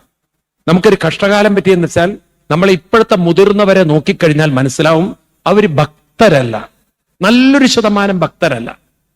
ശ്രദ്ധിക്കുക നിങ്ങൾ, നമ്മുടെ പ്രായമുള്ള ആളുകൾ ഭക്തരായവര് വളരെ കുറവാണ്. കാരണം എന്താ വെച്ചാൽ പ്രായമാകുമ്പോൾ അവശതയും വിവശതയും പരാതിയും ദുഃഖങ്ങളുമാണെങ്കിൽ മനസ്സിന് അല്പം പോലും ശക്തി കണ്ടെത്താൻ സാധിക്കാത്തവരൊന്നും ഭക്തരല്ല. അവരൊക്കെ തൊഴുതു പ്രാർത്ഥിച്ചു പോയവരാണ്. അവരെ ഭക്തരുടെ പട്ടികയിൽപ്പെടുത്തരുതെന്നാണ് ഭഗവാൻ പറഞ്ഞിരിക്കുന്നത്. കാരണം ഭക്തരൊരിക്കലും തളരുന്നവനല്ല, മരണത്തിന്റെ മുന്നിൽ പോലും ഒരിക്കലും മാനസികമായി തകരുന്നവനല്ല. അത്ര ശക്തി മനസ്സിനെ ആർജിച്ചെടുക്കാൻ സാധിക്കും എന്ന് നമ്മളെ പൂർവികരെ മനസ്സിലാക്കി, പണ്ട് കാലത്തുള്ളവർ മനസ്സിലാക്കിയിരുന്നു. പിന്നീടാണ് അത് നഷ്ടപ്പെട്ടത്. പഴയ ആളുകൾ അത് ആചരിച്ചുകൊണ്ടല്ലേ കുറെയൊക്കെ ആ സംസ്കൃതി അവിടെ നിലനിന്നത്. പക്ഷെ പിന്നീട് വന്നവരാണ് ഇതൊരു തൊഴുതു പോകുന്ന പ്രസ്ഥാനമാക്കി മാറ്റിയത്. അപ്പൊ അതുകൊണ്ട് എനിക്ക് നിങ്ങളോട് വിനീതമായൊരു അപേക്ഷയുണ്ട്. നമ്മളൊന്ന് മാറ്റിയെടുക്കണം. നമ്മളെ കുട്ടികൾക്ക് പറഞ്ഞു കൊടുക്കണം. ക്ഷേത്രങ്ങളിൽ പോകുന്നത് മനസ്സിനെ ശക്തിപ്പെടുത്താൻ. അതൊരു ദിവസം കൊണ്ട് 2 ദിവസം കൊണ്ട് നടക്കുന്നതല്ല. കൃഷ്ണന്റെ ഭാഷയിൽ പറഞ്ഞാൽ കാലേനാത്മനി വിന്ദതി, ഇൻ ഡ്യൂ കോഴ്സ്, നിരന്തരമായ ഒരു നൈരന്തര്യം, ഒരു കണ്ടിന്യം, ഒരു തുടർച്ചയായ പ്രാക്ടീസ് കൊണ്ട് മനസ്സിനെ നമുക്ക് ശക്തിപ്പെടുത്തിയെടുക്കാൻ പറ്റും. ആഴ്ചയിൽ ഒരിക്കൽ പോയി തൊഴുത് ദൈവത്തോട് ശുപാർശയും പറഞ്ഞ് പ്രാർത്ഥിച്ചു വന്നാൽ അത് ഭക്തിയാണെന്ന് കരുതരുത്. ഭക്തൻ ഒരിക്കലും മാനസികമായി നമേ ഭക്ത പ്രണശ്യതി, ഗീതയിലെ ചില ശ്ലോകങ്ങള്, ഭാഗവതത്തിലെ വരികള്, ഇനി കാണാൻ പോകുന്ന കുന്തിസ്തുതിയും ഭീഷ്മസ്തുതിയൊക്കെ അതാണ് നമ്മളെ പഠിപ്പിക്കുന്നത്. ഭാഗവതത്തിലെ കുന്തിസ്തുതിയൊക്കെ ഒന്ന് നമ്മൾ ഉൾക്കൊണ്ടിരുന്നെങ്കിൽ ഒരിക്കലും തളരുകയില്ല. എല്ലാവിധത്തിലുള്ള വേദനകളും വിഷമങ്ങളും പ്രയാസങ്ങളും നോക്കൂ. ഒരു മകനെ വേറൊരു മകനെ കൊണ്ട് കൊല്ലിച്ചൊരമ്മ ഭാരത ചരിത്രത്തിലുണ്ടല്ലോ, അല്ലേ? ഒരു മകനെ മറ്റൊരു മകൻ, ധീരന്മാരായ 2 മക്കള്, സൂര്യപുത്രനായ കർണൻ, സൂര്യപുത്രൻ, ഇന്ദ്രനിൽ നിന്നും കിട്ടിയ അർജുനൻ. ഈ 2 പേരും മക്കളാണ്. കുന്തിയെ സംബന്ധിച്ച് കുന്തിക്കറിയാൻ 2 മക്കളാണ്. കൃഷ്ണനും അറിയാം 2 മക്കളാണ്. ഞാൻ പലപ്പോഴും മഹാഭാരതത്തിൽ നോക്കുമ്പോൾ കുന്തിദേവിയെ നമ്മൾ അറിയാതെ തൊഴുതു പോകും. കാരണം ശരിക്കും കൃഷ്ണനെ ശപിക്കേണ്ടത് കുന്തിയാണ്, ഗാന്ധാരിയല്ല. കാരണം കുന്തിദേവിയുടെ പല കാര്യങ്ങളും അറിയുന്നതും, കുന്തിദേവി സ്വന്തം അച്ഛന്റെ സഹോദരിയും കൂടിയാണ്. നമ്മൾ അച്ഛൻ പെങ്ങളെന്നോ പലരും പല രീതിയിൽ വിളിക്കുന്ന ഒരു അച്ഛന്റെ സഹോദരി കൂടുതൽ അടുപ്പല്ലേ? അച്ഛന്റെ ആ സഹോദരിയോട് കൂടുതൽ ഇന്ന് ഇവിടേക്ക് ഒരു പക്ഷെ മേമാന്നൊക്കെ വിളിക്കുന്ന പോലെ കുറേയും കൂടി ഒരു നല്ല ബന്ധം അച്ഛന്റെ സഹോദരിയോടുണ്ടാവും, അല്ലേ? ആ സഹോദരി പുത്രന്മാരെയാണ് കൃഷ്ണൻ യുദ്ധത്തിൽ അങ്ങോട്ടും ഇങ്ങോട്ടും ആവേശം കൊടുത്ത് കൊല്ലിക്കുന്നത്. നിങ്ങളുടെ മഹാഭാരത കഥ വായിച്ചിട്ടുണ്ടെങ്കിൽ കർണനെ ശരിക്കും അർജുനൻ കൊല്ലാൻ പ്ലാൻ ഇട്ടിരുന്നില്ല. അർജുനന് അങ്ങനെ കൊല്ലാൻ പറ്റുമായിരുന്നില്ല. കർണനെ കൊല്ലാൻ അത്ര എളുപ്പമായിരുന്നില്ല. അപ്പോ നിങ്ങൾക്കറിയാലോ മഹാഭാരതത്തിലെ യുദ്ധരംഗം 17ാമത്തെ ദിവസം കർണനും അർജുനനും ഏറ്റുമുട്ടുമ്പോൾ കർണന്റെ രഥചക്രം ചളിക്കുണ്ടിൽ ആഴ്ന്നു പോകും. അറിയാലോ, കഥ അറിയാലോ. ഇപ്പൊ കർണന്റെ രഥം മൂവ് ചെയ്യുന്നില്ല, കംപ്ലീറ്റ് സ്റ്റക്കായി. ഈ സമയത്ത് കർണൻ അർജുനനോട് പറയുന്നുണ്ട് ക്ഷത്രിയ ധർമ്മം. കാരണം ആയുധം താഴെ വെച്ചവൻ, യുദ്ധം ചെയ്യാൻ പറ്റാത്ത അവസ്ഥയിൽ നിൽക്കുന്നവൻ, ഇവരോടൊന്നും ക്ഷത്രിയന്മാര് യുദ്ധം ചെയ്യുന്നത് ശരിയല്ല. അപ്പൊ അന്നത്തെ ചില നീതികളൊക്കെ പറഞ്ഞു കൊടുക്കുകയാണ്. അർജുനൻ ശരിക്കും അതൊക്കെ ഉൾക്കൊണ്ടു.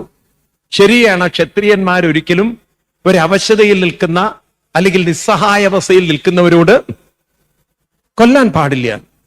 അർജുനൻ അമ്പ് സത്യത്തിൽ പിൻവലിച്ചു. അർജുനൻ കാത്തിരിക്കുകയാണ് കർണൻ രഥചക്രമൊക്കെ എടുക്കട്ടെ. ആ സമയത്ത് അങ്ങോട്ട് പൊട്ടിച്ചു കൃഷ്ണൻ. നിനക്ക് യുദ്ധധർമ്മം പറയാൻ എന്താണ് അവകാശം എന്ന് ചോദിച്ചിട്ട്, ഹേ സൂതപുത്ര. ആ വിളിക്കുന്ന പേര് തന്നെ കർണനല്ല. കർണന് കേൾക്കാൻ ഇഷ്ടമില്ലാത്തൊരു വാക്കാണ് സൂതപുത്ര എന്നാണ്. അങ്ങോട്ട് കൊടുക്കുകയാണ്. പിന്നെ എന്തേ, ചൂത് കളിക്കുമ്പോൾ അന്ന് ധർമ്മം ഉണ്ടായിരുന്നില്ലേ? കള്ളച്ചൂതാണെന്ന് അറിഞ്ഞിട്ട് കണ്ണടച്ച് കൂട്ടുനിന്നില്ലേ? പാഞ്ചാലി വസ്ത്രാക്ഷേപം ചെയ്യുമ്പോൾ നിനക്ക് സ്ത്രീകളെ സംരക്ഷിക്കേണ്ട ധർമ്മം അറിയില്ലേ? അന്ന് നീ കൂട്ടുനിന്നിട്ട് നീ ഇവിടെ വെച്ചിട്ട് ധർമ്മം പറയും. പിന്നെ കുറേയുണ്ട് കൃഷ്ണന്റെ ഡയലോഗ്, പട്ടേന്നും പറഞ്ഞങ്ങോട്ട് കൊടുക്കുകയാണ്.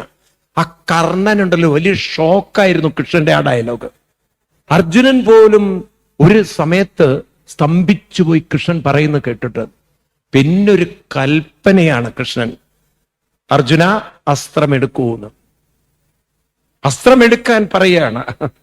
അർജുനൻ ആ ഓർഡർ അനുസരിക്കണം. അർജുനൻ ഒന്നും ചെയ്യാൻ, കാരണം കൃഷ്ണന്റെ ഒരു കൽപ്പനയായിരുന്നു. നിങ്ങൾ ആ ഭാരതത്തിന്റെ ആ ഭാഗം വായിക്കണം. കൃഷ്ണനല്ലാത്തൊരു രംഗമാണത്. നമ്മൾ കാണുന്ന കൃഷ്ണന്റെ ഒരു ഇതുണ്ടല്ലോ, ഒരു ഓടക്കോൾ വായിക്കുന്ന ഒരു ലാസ്യവും അങ്ങനെയുള്ളൊക്കെ ഒരു ഭാവം, അതൊന്നും അല്ല അവിടെ. ഒരു വളരെ വലിയ ശൂരനായ ധീരനായ ഒരു പരാക്രമിയെ പോലെ എടുക്കൂ ആയുധം എന്നാണ്. ആയുധം എടുക്കാൻ പറയണ. അർജുനൻ ശരിക്കും പറഞ്ഞാൽ കൈ പോലും വിറച്ചു എന്നാണ്. കാരണം ചെയ്യാൻ പാടില്ല എന്നുള്ള ഉള്ളെന്ന് പറയുന്നുണ്ട്. നിസ്സഹായ അവസ്ഥയാണ്. പക്ഷെ കൃഷ്ണന്റെ ആ കൽപ്പനയ്ക്ക് മുന്നിൽ ഒന്നും ചെയ്യാനില്ല. പിന്നെ ആയുധമെടുത്ത് അങ്ങോട്ട് അരുതെന്നൊക്കെ കർണൻ പറയുമ്പോഴേക്കും ആയുധം പ്രയോഗിച്ചു. ഇതറിഞ്ഞു കുന്തി കൃഷ്ണനെ ശപിക്കില്ലേ? പറയൂ. അർജുനൻ കർണനെ കൊന്നു എന്നൊക്കെ പറയുമ്പോൾ അത് കൊന്നതല്ല, അത് കൊല്ലിച്ചതാണ്. എന്നാൽ ആ കുന്തിദേവി കൃഷ്ണനോട് പറയുന്നത് അറിയോ? ഏത് വിപത്ത് വന്നാലും ഞാൻ തളരില്ല കൃഷ്ണനാണ്. ഭാഗവത്തിൽ ആ വരികളൊക്കെ നോക്കണം. വിപതസന്തുന ശശ്വത് തത്ര തത്ര ജഗദ്ഗുരോ ഭവതോ ദർശനം യസ്യാൽ അപ്പുനർഭവ ദർശനം. കൃഷ്ണ, എൻ്റെ മനസ്സ് നിരന്തരമായ ഒരു അനുഷ്ഠാനത്തിലൂടെ കടന്നു പോകുന്നു. എൻ്റെ മനസ്സ് നിരന്തരമായൊരു നാമജപത്തിലൂടെ കടന്നു പോകുന്നു. അങ്ങനെയുള്ള എൻ്റെ മനസ്സിനെ തളർത്താൻ ഒരു വിധിക്കും ദുർവിധിക്കും യോഗത്തിനും തലയിലെഴുത്തിനും സാധ്യമല്ല. തളരുന്ന പ്രശ്നമില്ല. മനുഷ്യൻ കണ്ടെത്തേണ്ടത്, ഇന്ന് ആധുനിക സയൻസ് ആർട്ടിഫിഷ്യൽ ഇന്റലിജൻസ് എന്ന് പറയുന്ന പുതിയൊരു മേഖലയിലേക്ക് കാലുവെക്കുകയാണ്. എനിക്ക് നിങ്ങളോടൊക്കെ പറയാനുള്ളത്, ഇനിയാണ് ആത്മഹത്യ കൂടാൻ പോകുന്നത്. കാരണം പണ്ട് മനുഷ്യനോട് കോമ്പറ്റ് ചെയ്താൽ മതിയായിരുന്നു. ഇന്നിപ്പോൾ ഇത്തരത്തിലുള്ള യന്ത്രത്തിനോട് കോമ്പറ്റ്. ഞാൻ എൻ്റെ ഒരു അനുഭവം പറയണേ. ഞാൻ ഒരു മാസം മുമ്പ് ജപ്പാനിൽ പോയിരുന്നു. അവിടെ ഒരു എയർപോർട്ടിൽ ഒരു മനുഷ്യനും ഇല്ല. എല്ലാം ഇത്തരത്തിലുള്ള ഹൈ ഇന്റലിജൻസ് സാധനങ്ങൾ. നമ്മൾ ഇമിഗ്രേഷൻ, നമ്മൾ അവിടെ പോയി നിൽക്കണം, മേലോട്ട് നോക്കണം. പിന്നെ അതിൽ പറയും കണ്ണട ഊരാൻ, തൊപ്പിയിട്ടവരോട് തൊപ്പി ഊരാൻ, വായും പൊളിച്ച് അതിലേക്ക് വായ പൊളിക്കണ്ട നോക്കണം. അപ്പോഴത് ഫോട്ടോ എടുക്കും. ഫോട്ടോ എടുത്ത് കഴിഞ്ഞാൽ പറയും ഫിംഗർ കൊടുക്കാൻ. ഫിംഗർ കൊടുത്തു കഴിഞ്ഞാൽ പറയും ആ ഫിംഗർ വെക്കണമെന്ന്. ആ ഫിംഗർ വെച്ച് കഴിഞ്ഞാൽ പറയും പാസ്പോർട്ട് ഒന്ന് വെക്കണമെന്ന്. അതൊക്കെ പറയുന്നതിനനുസരിച്ച് നമ്മൾ ചെയ്തിട്ടില്ലെങ്കിൽ അവസാനം നിങ്ങളോട് പറയും കൗണ്ടർ നമ്പർ 9 പോവാൻ. അവിടുത്തെ ക്യൂവിൽ എത്രയേറിയോ 3000 ആൾക്കാരാ കാത്തിരിക്കുന്നത്. ഇതൊക്കെ പരാജയപ്പെട്ടവർ, ഈ കുന്തം ചെയ്യാൻ പറ്റാത്തവരൊക്കെ അവിടെ ക്യൂ നിൽക്കുകയാണ്. എന്നാൽ ഇതൊക്കെ ചെയ്യാൻ പറ്റുന്നവരാണെങ്കിൽ പടപട അത് ഒറ്റ പോക്ക്. അപ്പൊ നമ്മളിന്ന് മിഷനോട് കൂടി ചേർന്ന് ജീവിക്കേണ്ട ഒരു കാലമല്ലേ? പറയൂ നിങ്ങൾ. ടെക്നോളജി അത്ര ഡെവലപ്പ് ചെയ്ത് വേൾഡിൽ പോയിക്കൊണ്ടിരിക്കുകയാണ്. മനുഷ്യന്മാര് പോലും വേണ്ട ഒന്നിനും. എല്ലാം മിഷൻ പറഞ്ഞു തരുന്ന പോലെ നമ്മൾ ആയിക്കഴിഞ്ഞു. ആണോ അല്ലയോ? ഏറെക്കുറെ നമ്മൾ അതിലേക്കാണ്. അപ്പൊ അങ്ങനെ പോകുമ്പോൾ ജോലി സാധ്യതകൾ, അതായത് പണ്ട് 10 പേര് ചെയ്തത് ഇന്നിപ്പോ ഒരാളും വേണ്ട, അത്ര ഒരു മിനിറ്റ് കൊണ്ടാണ് ഇതൊക്കെ, ഒരു സെക്കൻഡ് കൊണ്ട് പണി തീർന്നു, ഇതറിയുന്നവരാണെങ്കിൽ. അപ്പൊ നോക്കൂ, ഒരു ഇമിഗ്രേഷൻ ഓഫീസർ 10 പേരെ, ഇതൊരു 1000 പേരെ കടത്തിവിടാൻ പറ്റുന്ന സംവിധാനങ്ങള്. ഈ ലോകത്തിലേക്ക് മനുഷ്യൻ മാറുമ്പോൾ മനുഷ്യനെന്ന് മെഷീനുമായിട്ട് ഒന്നും ഫൈറ്റ് ചെയ്യേണ്ട ഒരു കാലഘട്ടത്തിലാണ്. ആണോ?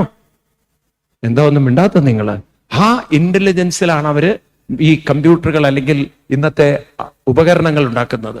ഇപ്പൊ ഒരു പുതിയ ഒരു കാര്യം പറയണത്, ഇനി കുറെ കഴിഞ്ഞാൽ സർജന്മാരുടെ ആവശ്യം കേട്ടിട്ടുണ്ടോ നിങ്ങള്? ഇപ്പൊ സർജന്മാരൊക്കെ റോബോട്ടിക്സ്, ഈ സർജന്മാരാണ് ഇനി വരാൻ പോകുന്നത്.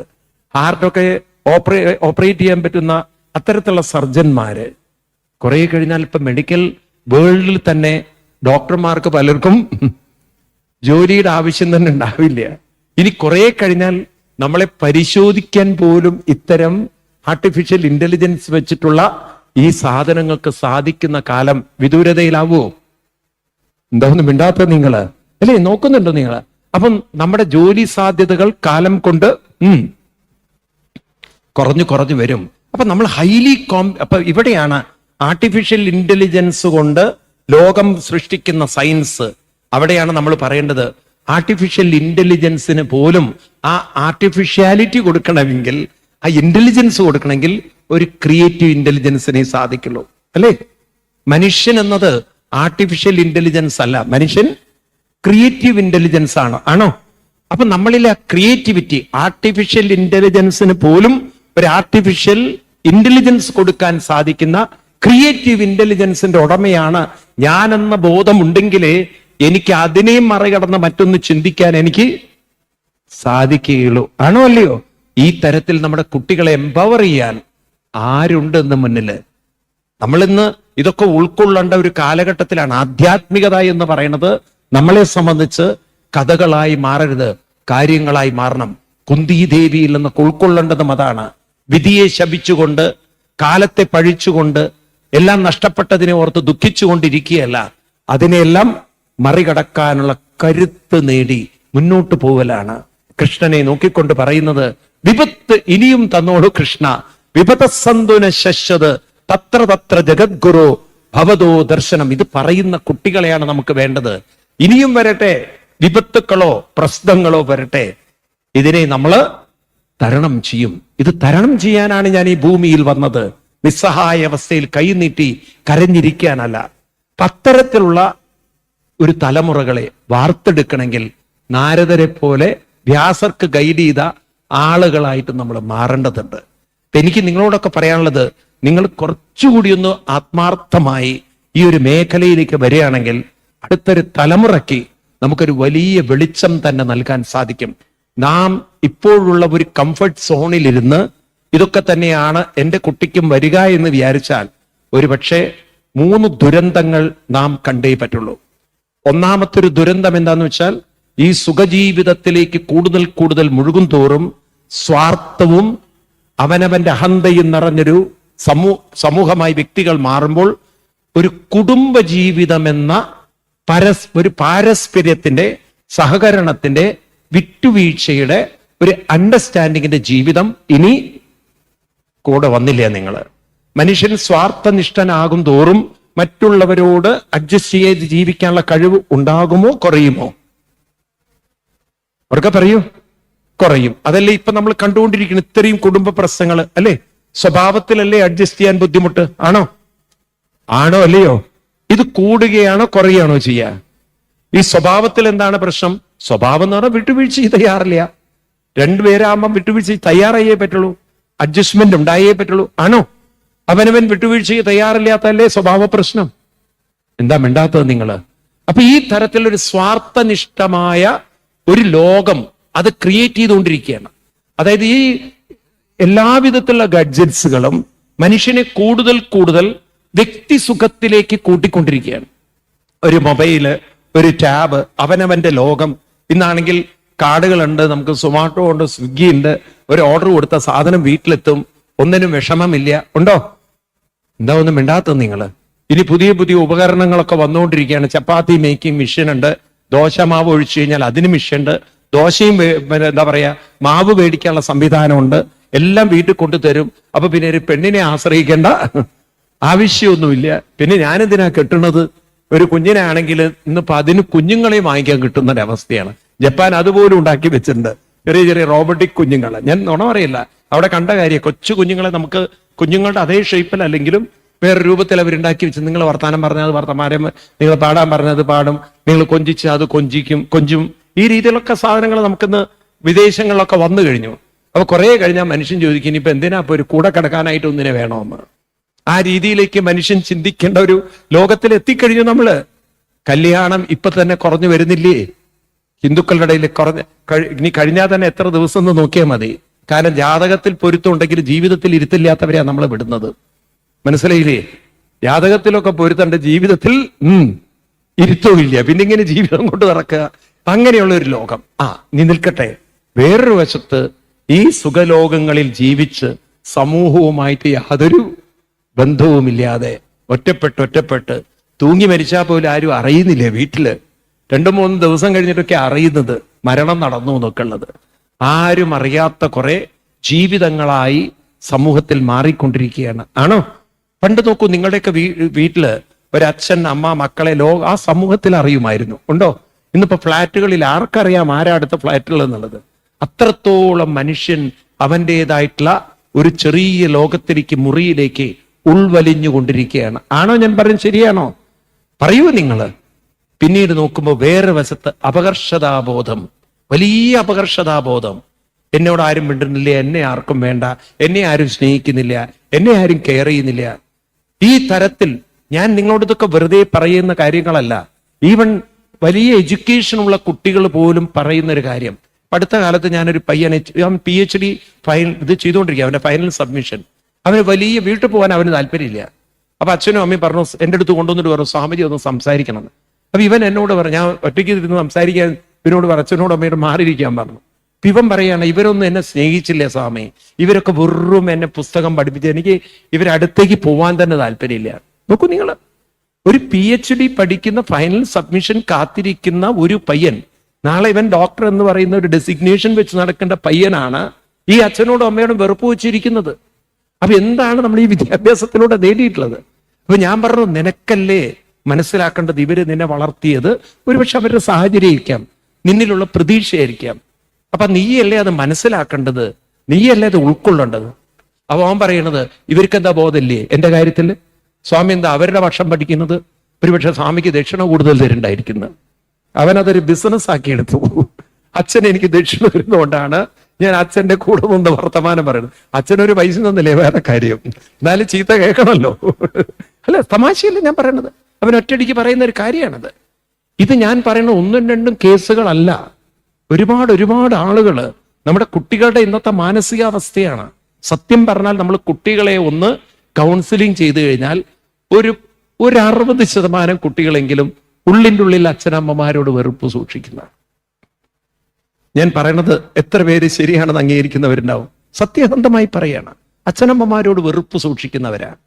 അതെന്തേ എങ്ങനെ ആയി എന്നുള്ളത് നമ്മളൊന്ന് തിരിച്ചറിയണം അതിനെക്കുറിച്ച്. അത് ഇന്ന് നമുക്ക് ഒരു ഭാഗവത സപ്താഹമൊക്കെ ഒരു കൗൺസിലിംഗ് ആക്കി മാറ്റിയെടുക്കണം. കാരണം എന്താ, ഈ കാര്യത്തിൽ ക്രിസ്ത്യൻ സമൂഹത്തിന് ഉള്ള കാഴ്ചപ്പാട് നമ്മുടെ ഇടയിൽ ഇല്ല. അപ്പൊ അത് ഒരു മാറ്റം വരുത്താനാവട്ടെ നമ്മൾ ഈ സപ്താഹത്തിന് വന്നിരിക്കുന്നത്.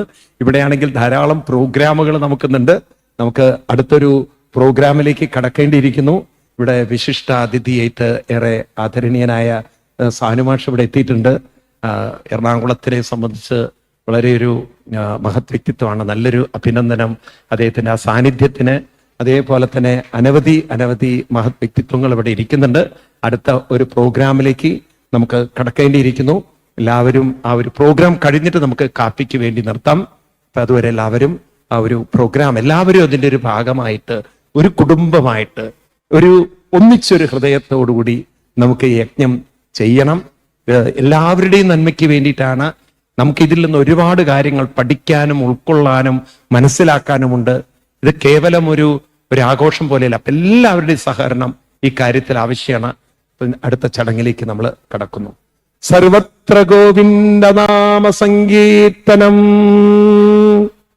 ഓരോരു ഊർജം പോരാ അതിന്. സർവത്ര ഗോവിന്ദനാമ സങ്കീർത്തനം, സർവത്ര സർവത്ര ഗോവിന്ദ നാമ സങ്കീർത്തനം. ഹരേ രാമ രാമ രാമ ഹരേ ഹരേ, ഹരേ കൃഷ്ണ